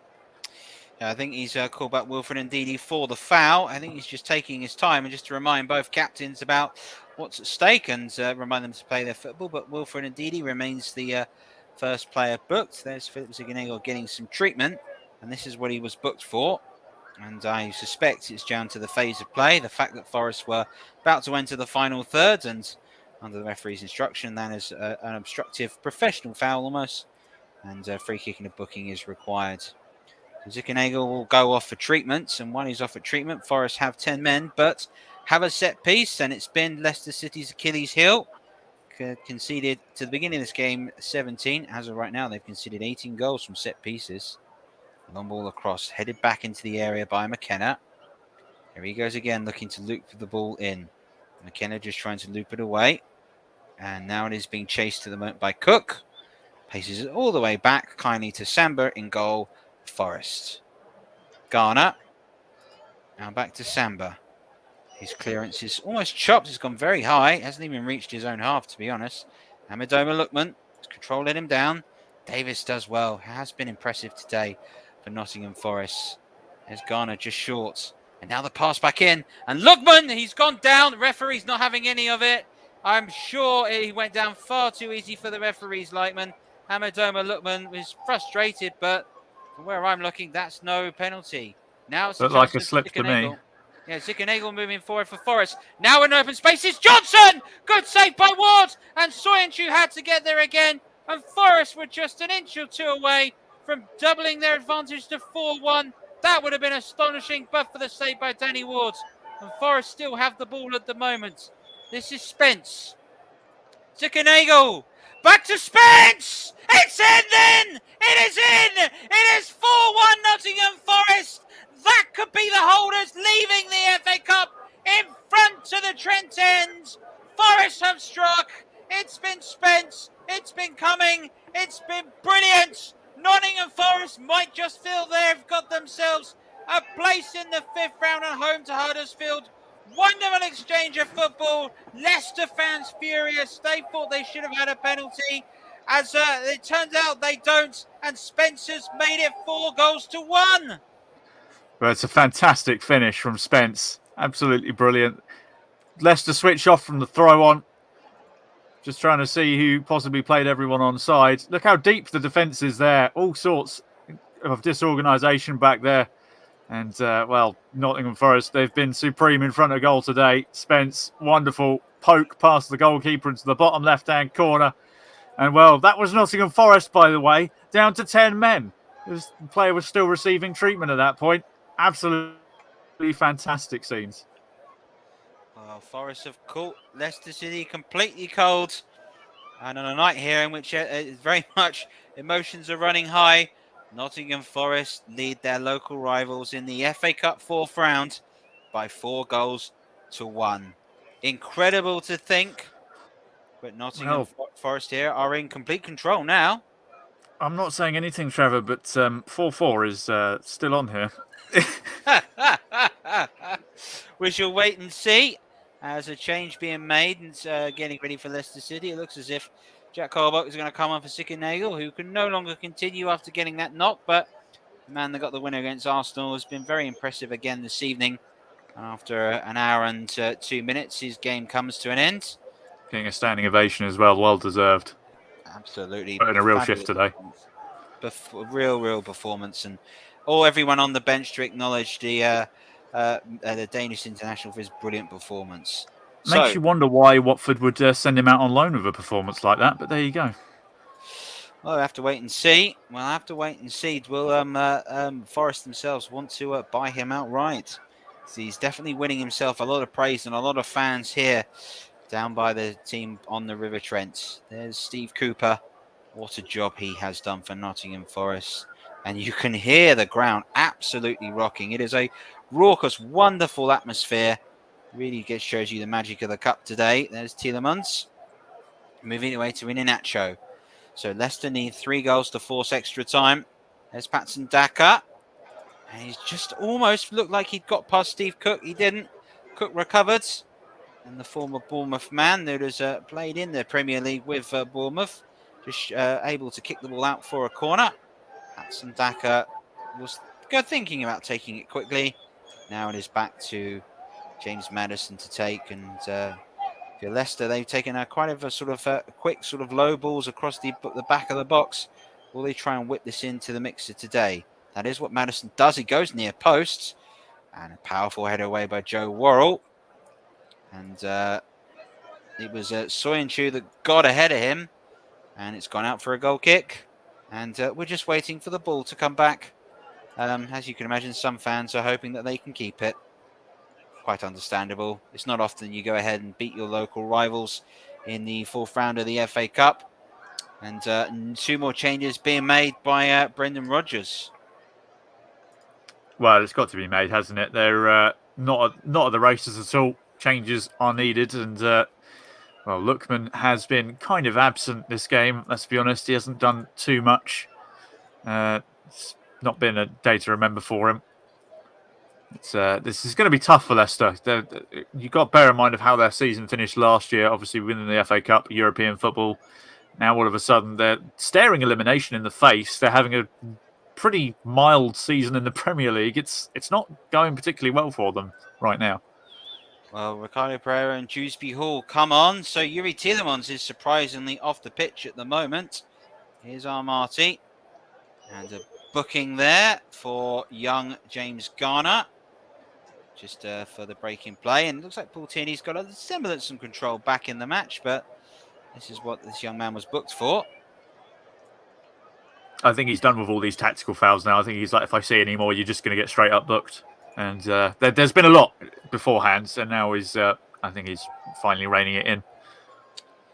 Well, that's always the discretion of the referee. And there's been a lot criticised for the standard of officiating in this country, but so far, Portini's had a pretty good game. This is Iheanacho just trying to get there, but Cook does, and then he even wins his own header. Now, shout for handball, not given. And no VAR to refer that, so the referee's decision is final. This commentator's opinion, potentially what it should be. And Paul Tierney just reminding that. And there was a moment in the first half where you see the Leicester players waiting for VAR and then realising that it's not available today. And just freezing at that key moments. This is Dewsbury Hall, number 22, passing out to Soyuncu, who's settled into that midfield role. So as Brendan Rodgers at the moment decided to take off Tielemans on the vain hope at the moment. But this cup tie's over and they've got that league form to continue, which has been inconsistent. Either way, it's going to be another throw and it will be the goal scorer, the 4th goal scorer for Nottingham Forest, David Spence to take. And Tierney just, referee Paul Tierney just waiting for the key moments. And this was it. That was the handball shouts by Yates. Penalty for you, Chris? No, it's completely accidental. He's not even looking at the ball at that point. His eyes are shut, so he's not even paying attention to where the ball is too much there. It was a complete freak occurrence, that. So, no penalty for me. Davis going in. Now here's Garner. Right foot over the top. Max Lowe is through at the moment. Lowe's ball across. Whoa! Another chance for Forest. Max Lowe trying to catch Danny Ward out with a left-footed strike, and he's just pulled it wide. Well, Forest could have had 6, 7, maybe even 8 at this point. They really are running riot in front of goal today. If they were just a tad more clinical, I mean, 4 goals is pretty clinical, but if they were really, truly on the next level, then it could quite easily be 8 at this point. Well, fantastic times if you're a Forest fan at the moment. And Steve Cooper succeeding where many have failed in one of the impossible jobs of English football. Here's Maddison for Leicester City. Who reminds you need 3 goals to force extra time. 68 minutes played at the moment at the City grounds. Here's Armati. Pass goes out wide. Ricardo Pereira into the channels for Baston Daka to run. Max Lowe getting 1 foot to clear it away. Here's Ndidi again. Daka. Clearance is made by Lowe, and it'll be another corner for Leicester. So Leicester City, really, you feel if they're going to get back in this game, Need to get something soon. Well, ideally in the next couple of minutes. I mean, 4-2 is still a long way back, but you know, if the comeback's going to start, it needs to start soon, because otherwise Forest will just game manage from this point. They'll just take the sting out of it, probably take their time with everything if they're not already, and try and take the sting out of Leicester. Here's Madison's header back in. Ricardo Pereira trying to play the 1-2 again. Now this is James Justin, and the challenge is made by Colback, so it'll be another corner for Leicester.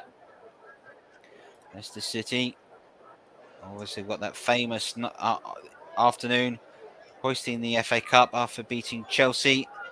Real underdog achievement for that. In order to get there again, they've got to produce something really quite special at the moment.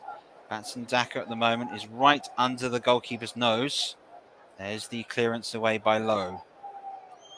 Dewsbury Hall just floated one in, and Samba does very well to grab that. That's a good bit of goalkeeping from the man that has the bandage just right above his left eyebrow. Told that is very much required for medical purposes.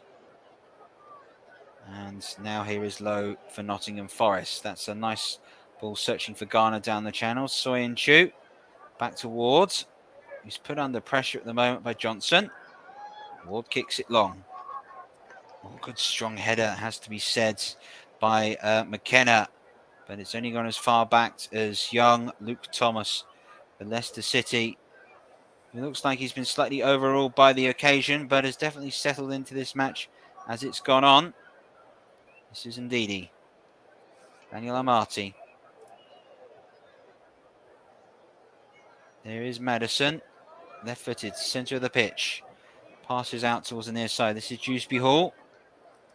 Now Ricardo Pereira. The two substitutes combining for Leicester City. Dewsbury Hall again. Madison. Got options over on the far side. Comes back across goal. Dewsbury Hall. And actually trying to be a little too cute. McKenna. Good old-fashioned bit of defending, but it's not gone out. It's just gone up. Here's Ricardo Pereira. Going to cross the ball in. There goes Steve Cook getting the ball away for Forest. Dewsbury Hall. Another clearance which Cook has cleared it away. And now it's becoming a little more apparent that Forest are preparing to sit deep. 71 minutes played at the City Ground. Nottingham Forest 4. Leicester City 1. The header on. And Iheanacho here just trying to get ahead of McKenna, who does really well. Scotsman against Nigerian. It's gone out for a throw. There's Pereira to take. And another substitution being prepared. And Keenan Davis's afternoon is over. He's put in a fantastic shift, the former Aston Villa man. And here he bounced off. In his place at the moment is the man they signed on the deadline day. This is Surridge is on. So Surridge comes on for Nottingham Forest. And now we wait to see the referee's decision. That's a free kick straight away as the young man tries to get involved straight away. So this is going to be the key final chapter, final act, if you like, of what has been a three-part act today. Keenan Davis has set up the first goal. Brilliant assist. Hit the bar. Let's not forget early on in the contest. And there's been a real nuisance and really caused Marty and Soyuncu a lot of problems today. And that will definitely do him a lot of confidence that perhaps he could make it to the highest level. Here's Ndidi. Good control by him. Lovely touch. Dewsbury Hall. Put under pressure by Garner and able to get away with it. Madison. Pressure again from Nottingham Forest, who are not preparing to charge until Leicester City enter their half. Madison going long, looking for Dewsbury Hall. It's been cleared away. Justin. Now it's back across. Ricardo Pereira for Leicester City. Takes it back. Batson Daka drives it, but couldn't keep it down. Referee signals goal kick. And Leicester now starting to go a little more direct. And they start to look a little more desperate.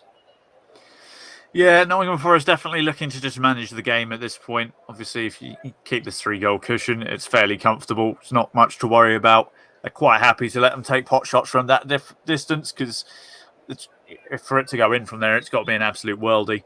But attempts there, 11-9 in favour of Nottingham Forest. Leicester have definitely been the more attacking side this time round. However, that one shot on target for Leicester compared to Nottingham Forest 7 tells the whole story, really. Nottingham Forest being far more efficient in front of goal. Here's a chance for him. Well, in the end, it's been cut out by Soyuncu, who has been still trying, and in this Leicester City side, but is a side at the moment that's been outclassed at the moment, probably to a man at the moment by Nottingham Forest. Had Leicester City had a fully fit Jamie Vardy on the pitch, had they started Kasper Schmeichel, could things have been different?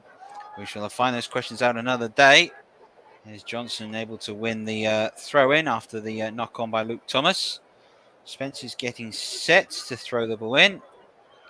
And at this point, Paul Tierney's got to start to think to his mind how much time to add on. This is Spence. Oh, he was caught by Maddison. And I wonder if the referee will have a little word with him.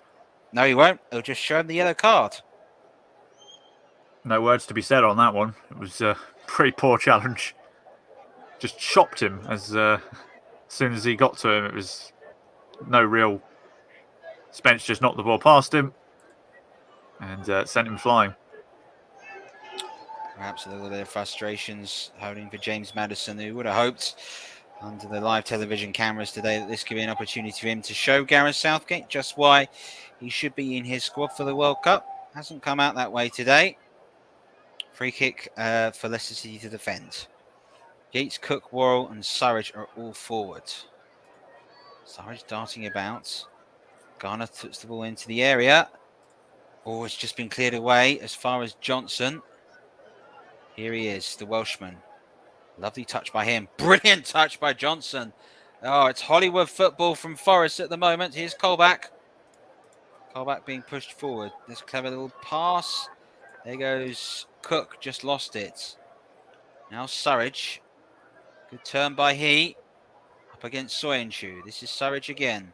Cross is blocked by Soyuncu, who picks up his own deflection and plays it away. Armati. Certainly target, and Surridge trying to run through. There's Ricardo Pereira losing it to Lowe. Now Colback for Forest. Now it's a chance for Cook to move it forward. Steve Cook trying to go on. I thought the whites of his eyes lit up as he thought there could be an opportunity to go forward.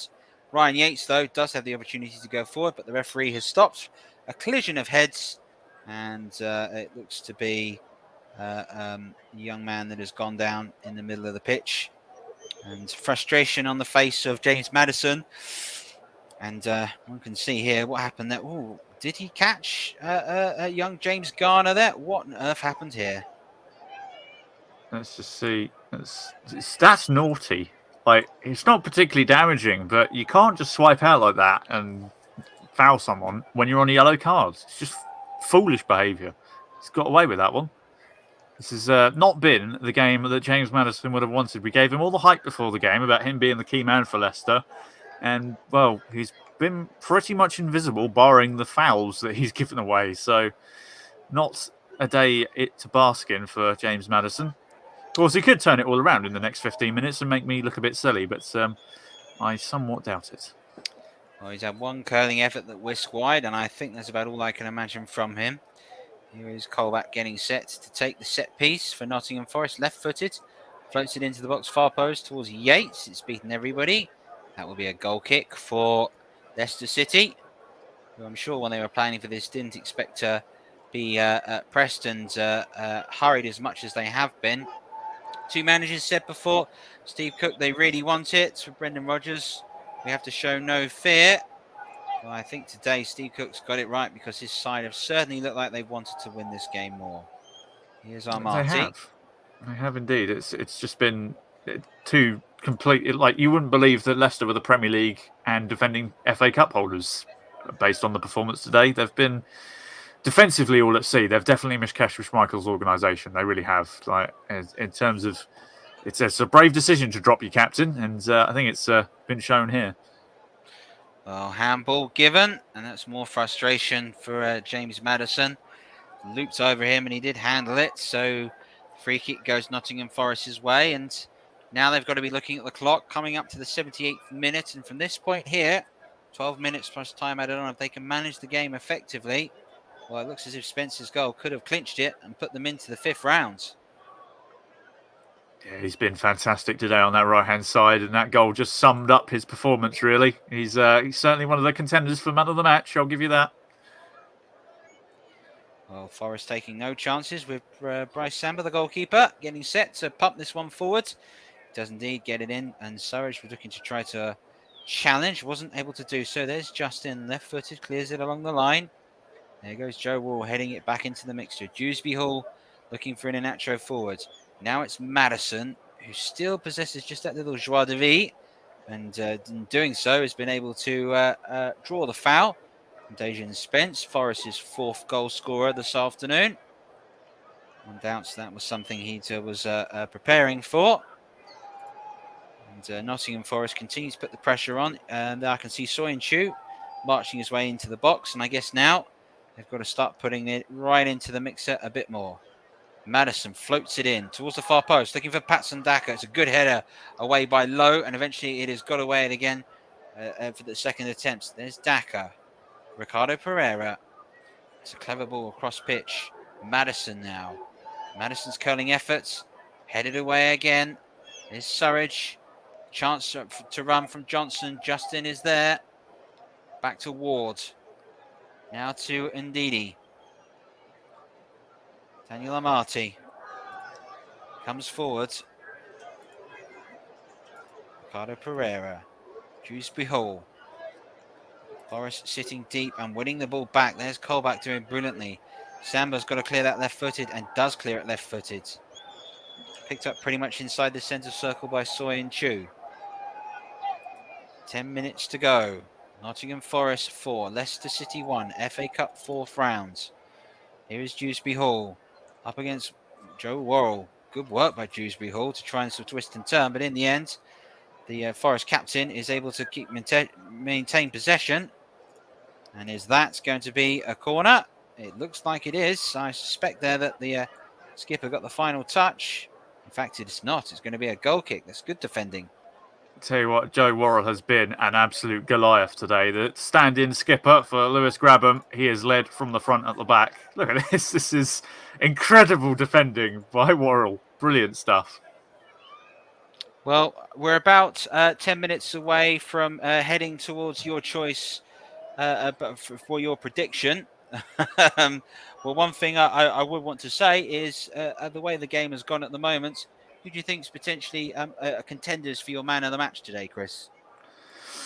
Oh, take your pick. I mean, anyone in the Nottingham Forest side, really, probably apart from the goalkeeper, of course, after that blunder. But they've all been stupendous today. Although that, as I'm saying that, they did play a dodgy pass and put themselves under pressure. Yes, this is in Inacho. Now Madison. Back to Ricardo Pereira again. Up against Lowe. There's Colback making the block. And Colback just looking to try and clear it away. And what's the referee giving here? Corner to Leicester City.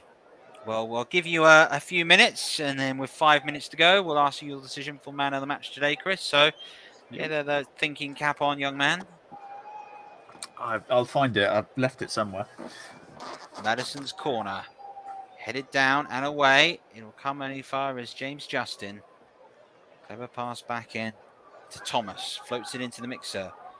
Leicester had 3 players offside. Daniel Amati! Whoa! There he goes, flying on the left foot. And that'll do Bryce Samba the world of good to make an important save. That was goal bound. It was indeed. It's Samba hasn't had too much to do this match, to be fair to him. That's probably the first shot on target that he's had to deal with, and it was a travelling one. Caught that really well, but Amati gets a really good connection, and Samba gets both hands on it. At the first attempt, he gets only one, but gathers it the second attempt. It's a good save. Very much so. And indeed, the art of goalkeeping has gone from stopping the ball to stopping it in ways in which the opposition can't get to it. Such is the technical prowess required of goalkeepers these days. Here is Brennan Johnson. Scored Forest's second goal, which you only saw a little kick-off because we were still watching the replay. Justin. Little flick on. There goes Cook, just going long towards Surridge, and Ward will pick this up for Leicester City. Time running out for them. But in all fairness, it felt like when Dejan Spence had scored and put Forest 4-1 up, that it was really game over. And you felt whoever scored the first goal in the second half was going to be key for this match. Here's Soyun Chu. Leicester City's defence looks like it's ending in the 4th round of the FA Cup. Here goes one final chance. One final moment for them to try and rescue something. 7 minutes to go plus time added on. 4-1 behind Leicester City to a brilliant Nottingham Forest. There goes a long ball. Cook was winning that every day of the week, I suspect. Yates going for a long pass over the top. Now here is Surridge. He's onside. Flag has stayed down. He's going straight for the corner. This is clever work by him. Managing the ball and managing the game. Low. Colback. Low again. Now it is back to Cook. McKenna. Has Worrell. Doesn't see him. Tries to go down the line towards Spence. Soyuncu. I think he's had more of the ball today than any other Leicester player, perhaps than James Maddison. It's Ricardo Pereira. Now here is a run from Iheanacho. Dewsbury Hall for Leicester City. Continue to move it. Swaps to the opposite flank. Maddison. Pressured by Colback. And Ndidi. Pressured by Yates. Soyuncu again asks his team to find clever and better runs, to find more opportunities. Ricardo Pereira up against Lowe. That's a poor pass. And now here is Surridge. Now this is Garner. He has impressed today. And he's been stopped at the moment by Amati. Gets a pat on his back there, James Garner, by Steve Cook, acknowledging the performance that he's had. And Steve Cook, I think, maybe thinking perhaps one more change to slow things down towards the end. In fact, they've got a player warming up on the bench for Nottingham Forest. We'll find out what's happening shortly, but the fourth official standing ready to call out. Now, this is Dewsbury Hall for Leicester City. And Colback makes the block. Referee signals that the throw was to continue. Here's Armati for Leicester. Back to Soyuncu. 85 minutes gone. Nottingham Forest 4. Leicester City 1. FA Cup 4th round game here. Exclusive, unofficial, alternative commentary brought to you on the Commentary Hub. You may know it as the Commentary Hub. Hashtag us, TC Hub. Let us know what you think of this game. Let us know who's your choice for man of the match. Soyuncu moving the ball forwards. Chris, I've got to ask you, who is your choice today for your man of the match? Well, it was a toss-up between Spence and Worrell, and I've got to give it to Joe Worrell, the standing captain. Scored a goal, has been basically a wall at the back, not letting anything past him. He nearly got to the goal that Leicester scored. He was ever so close to getting a block on it, but he's not let anything past him. He's led like a, you would have think he would be the full-time captain the way he's led the side tonight. He has been superb, so it's got to be him. Spence is a close second, who his goal today as well. But they've all been fantastic. If I could give man of the match to every member of the team, I would. Nottingham Forest have been really good, but Worrell stands out the most out of all of them. He's been superb. Well, Surridge wins the foul. Joe Worrell wins man of the match. We'll wait and see if our colleagues next to us in the BBC commentary box agree. But for us, it's Joe Worrell, and no complaints from myself. I think the man has been an absolute rock at the back today for Forest.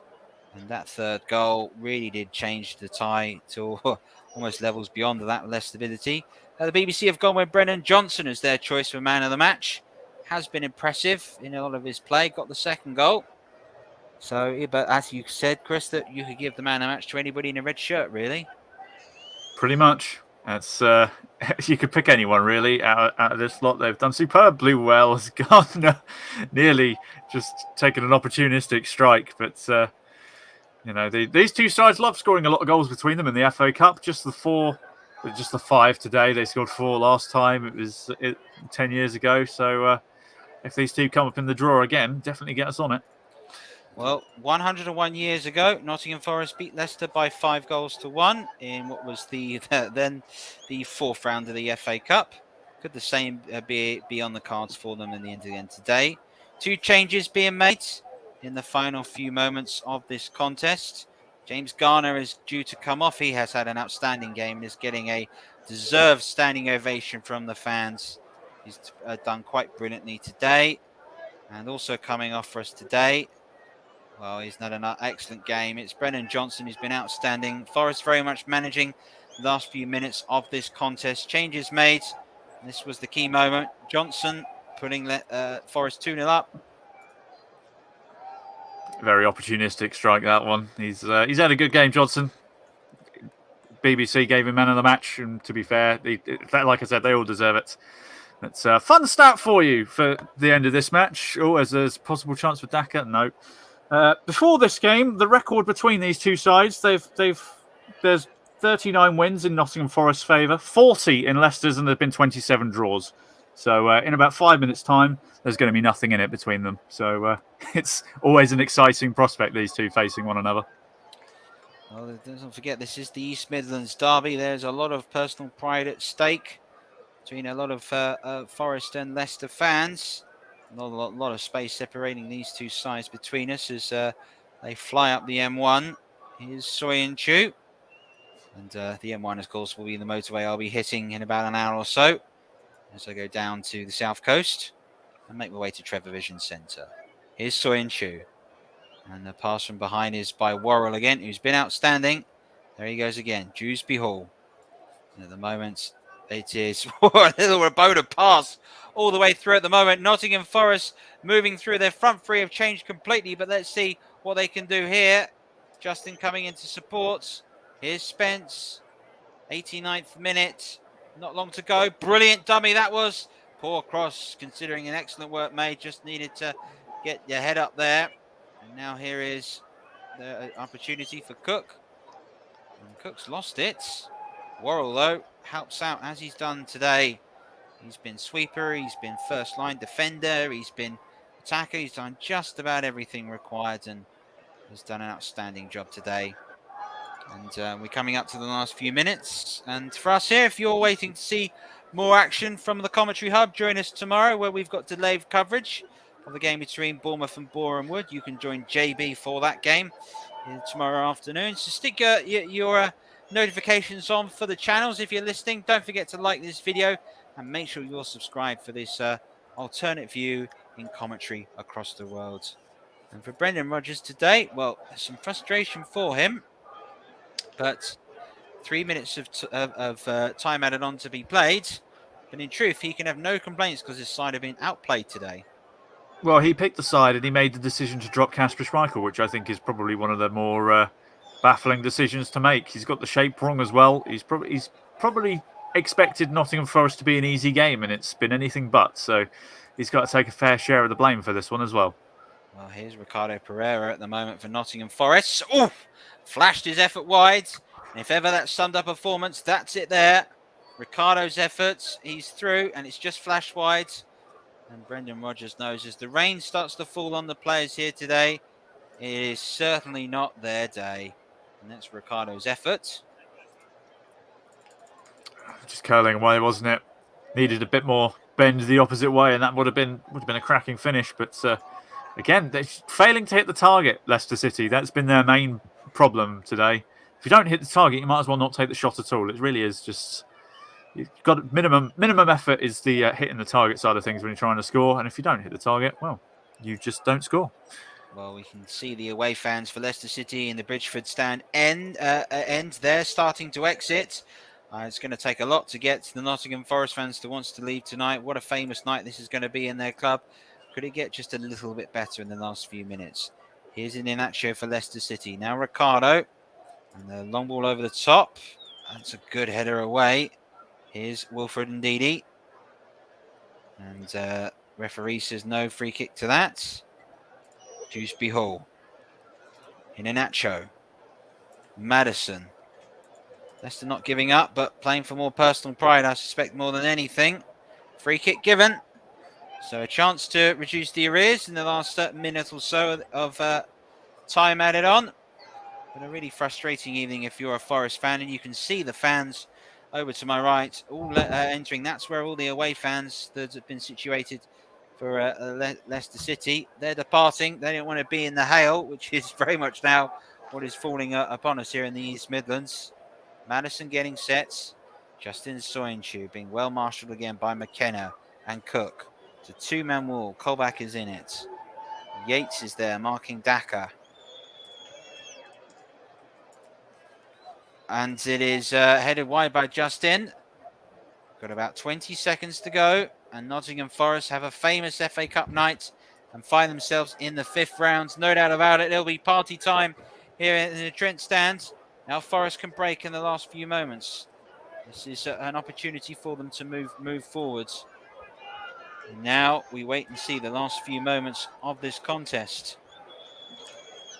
And it looks like there's just going to be a slight knock, and that's it. That is it. On the occasion of an East Midlands derby where you expected there to be drama, to it to be a tight game, it was anything but. It was an absolute rocket buster performance by Nottingham Forest. They have been outstanding this evening. To a man, they deservedly win it. The captain today, with one of the finest captain performances you'll see in the Cup, Steve Cook's making the impossible job look rather easy. For Leicester City, their defence of the FA Cup sadly comes to an end. And it comes to the end in sad occasions because, to be fair, they were completely blown away by their championship rivals. A brilliant performance by from Nottingham Forest to demolish Leicester City. Certainly an occasion Brendan Rodgers will want to forget. A day in which Steve Cooper and everybody involved with Nottingham Forest will want to remember for a long, long time to come. It was a fine performance today from all sides involved, but Forest deserved winners, and it should have been by more, in my opinion. Winners by 4-1. Well, there used to be a phrase in this part of town in Nottingham that Nottingham Forest were magic. They've been magic tonight. 4-1 winners, and it could have been a lot more. It could have been 7 or 8, quite honestly. Leicester's grip on the FA Cup has been relinquished good and proper by Steve Cooper's troops, who, to a man, were just absolutely unbelievable tonight. The whole joint is jumping here at the City Ground. And who knows, this really could be something very special now with Forest in the midst of a promotion. With Forest in the midst of a promotion race at the moment to get out the Championship. They're in with a chance of a playoff spot.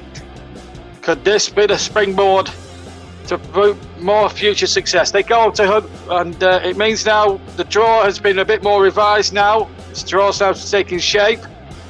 It'll be Nottingham Forest against Huddersfield in round number 5.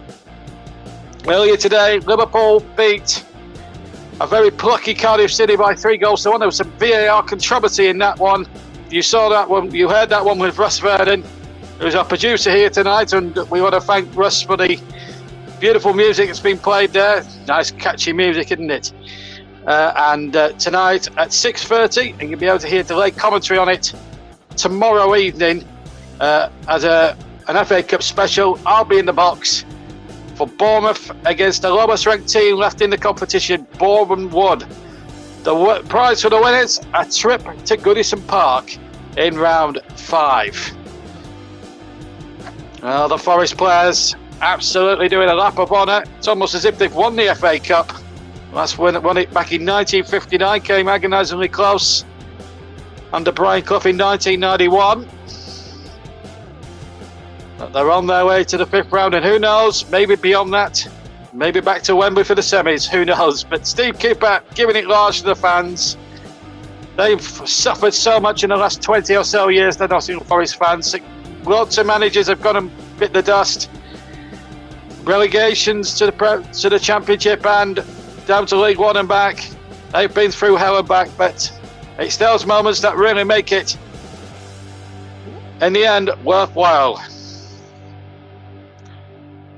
So let's bring in Chris Whiteman again alongside me, and of course Trevor, who brought you the commentary, a top-class commentary as well, by the way, from Trevor.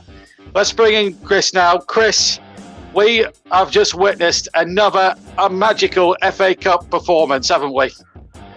We have indeed. Nottingham Forest, from first minute to last minute, were a class above Leicester today, who just were not at it. I don't know what preceded them before this match, but they did not look like the Leicester City we're used to seeing. They were, I mean, Nottingham Forest were excellent. Let's not put this down to Leicester playing badly. Nottingham Forest were absolutely superb.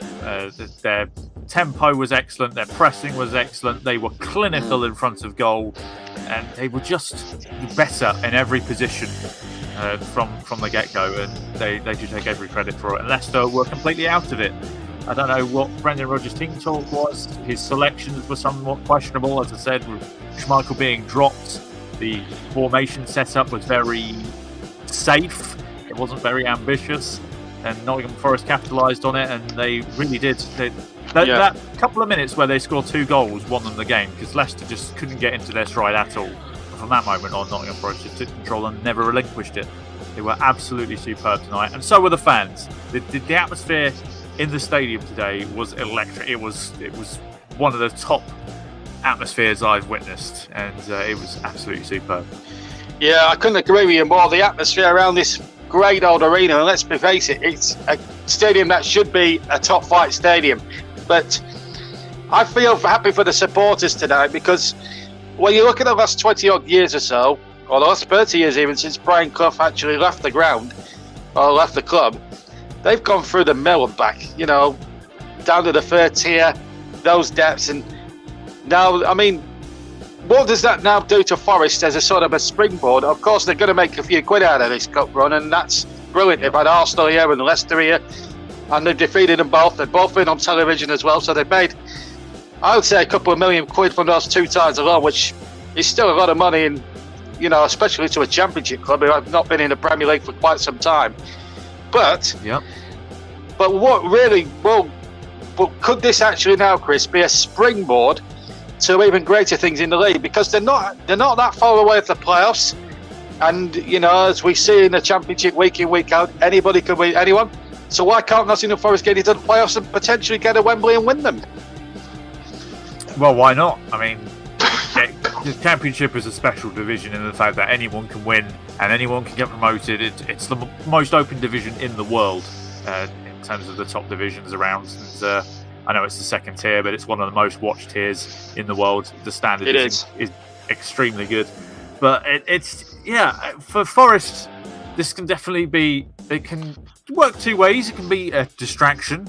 You want to be careful with this sort of thing because you don't want to spread yourself too thin. I can distinctly remember, obviously, my own experience seeing Burnley with their FA Cup, League Cup and promotion push all thrown into one season led to a ridiculous length of season where it was nearly 60 games with a threadbare squad. Yeah, it was actually 60. I think it was 62 games, I think, or something like that. So, and they were very close to getting to a final. And it can definitely be a very positive momentum swing because you build that belief that you can beat absolutely anyone, and you get that kind of invincible kind of feeling. And I do see a lot of similarities. The style of football that Forest are playing is it's very attacking. There's no kind of regard for who they're playing either. They're not over intimidated by who they're playing, regardless of what tier it is. So, and obviously with Huddersfield Town as their next opponent, Nottingham Forest are going to be sitting there going, we could have a really good FA Cup run here. The Wembley semi-final is, on the cards. If they play like this against all their opponents, if they keep playing like this in the Championship, I don't think there will be many teams capable of stopping them. Absolutely. I mean, Huddersfield will go there now in the next round. In actual fact, maybe just give you we'll give you a recap of the draw before we leave you tonight. But what I can tell you that the games will be played in the first week of March, and it's a midweek game, so that makes the games a bit more special in that sense. So we're just looking at some of the goals here on our monitors here, some of the set piece goals and some of the crosses that came in. Leicester were just all over the place, weren't they? They were just, I mean, if you're Brendan Rodgers right now, he will be fuming, won't he? Well, he sent that team out there, so as much as what's going on here? Oh well, it must have been it must have been a Leicester fan because he was having a bit of a punch up there. I hope.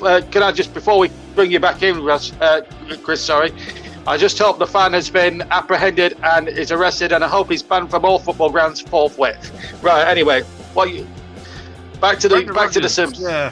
As much as he'll be fuming with the performance, he's obviously thought that team was capable of winning this match. But at the same time, don't be disrespectful to Nottingham Forest. Like, if you've got Kasper Schmeichel available, if you've got your best players available for a derby game, you should be playing them. No disrespect to Danny Ward, I'm sure he absolutely relished the chance of playing in this game. But the defence was all at sea, and I feel like if Schmeichel was there, it wouldn't have happened because he would have torn into them. I dare say he tore into them at half time, but it's Brendan Rodgers' tactical decisions in this game. He was a little bit slow with the substitutes. I think he should have made more subs at half time. The formation was, let's face it, it just didn't match up very well. Sure, they've got 5 in midfield, but as I said, the overloading scenario caused by the Forest's 3-4-2 4-1-2 formation that it's been listed as. It was very fluid. They just didn't match up very well. And Brendan Rodgers today has to take a good portion of the blame, but the players out there should have been capable of playing a lot better. I look at James Maddison's performance today. He was absolutely woeful. Yuri Tillemans, the standing captain, was basically invisible. It was just, if you could give Nottingham Forest all 10s, you could probably give most of the Leicester players all 1s, really. Apart from maybe Inacho for pouncing on that one mistake that Nottingham Forest made. But apart from that, Leicester were just Leicester were awful and Nottingham Forest were brilliant. It was just two complete pole opposites as to how to perform. And Nottingham Forest just, well, like I said, they probably looked at that 4-0 performance that they ended up with back in 2012, where they lost 4-0, and thought, hey, let's at least get something back. But of course, Leicester did get a goal. But either way, I'll take 5 goals in this game, and it was Nottingham Forest were just stupendous, is the best way to put it. They were out of this world and deserved wins. Absolutely, and well, that's brilliant. And a final thought from you, Chris, and what's been. I'll give you the draw. We'll give you the draw in just a minute, guys, before we leave you. But let's look back at the. Let's just quickly have one final thought on the fourth round as a whole. I know we've got one game to come, and that could still. I mean, Bourne would win out. That would just splash anything out of the shade, wouldn't it? But when you look back at it, obviously Forest winning, as we've just heard. Middlesbrough beating Manchester United. Now that was a shock in itself.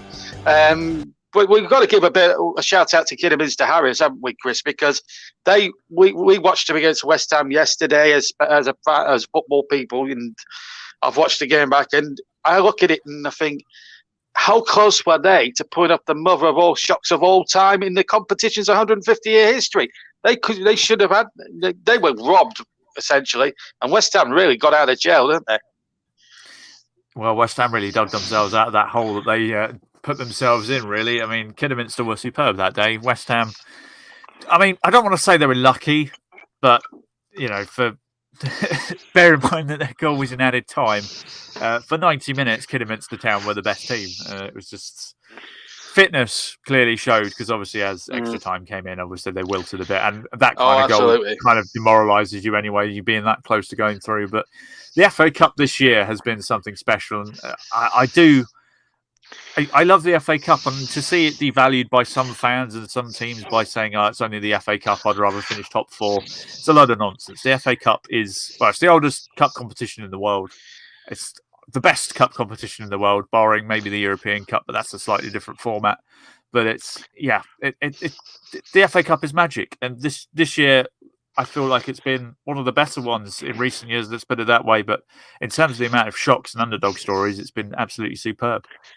Absolutely, and thank you very much. Hey, Chris, it's been lovely to have you back on the TC Hub, and Trevor as well. Well done to you both. Great commentary from both of you, as we'd all come to expect at the TC Hub, and we hope to hear you back on. We hope to have you both back on there very soon. Always a pleasure.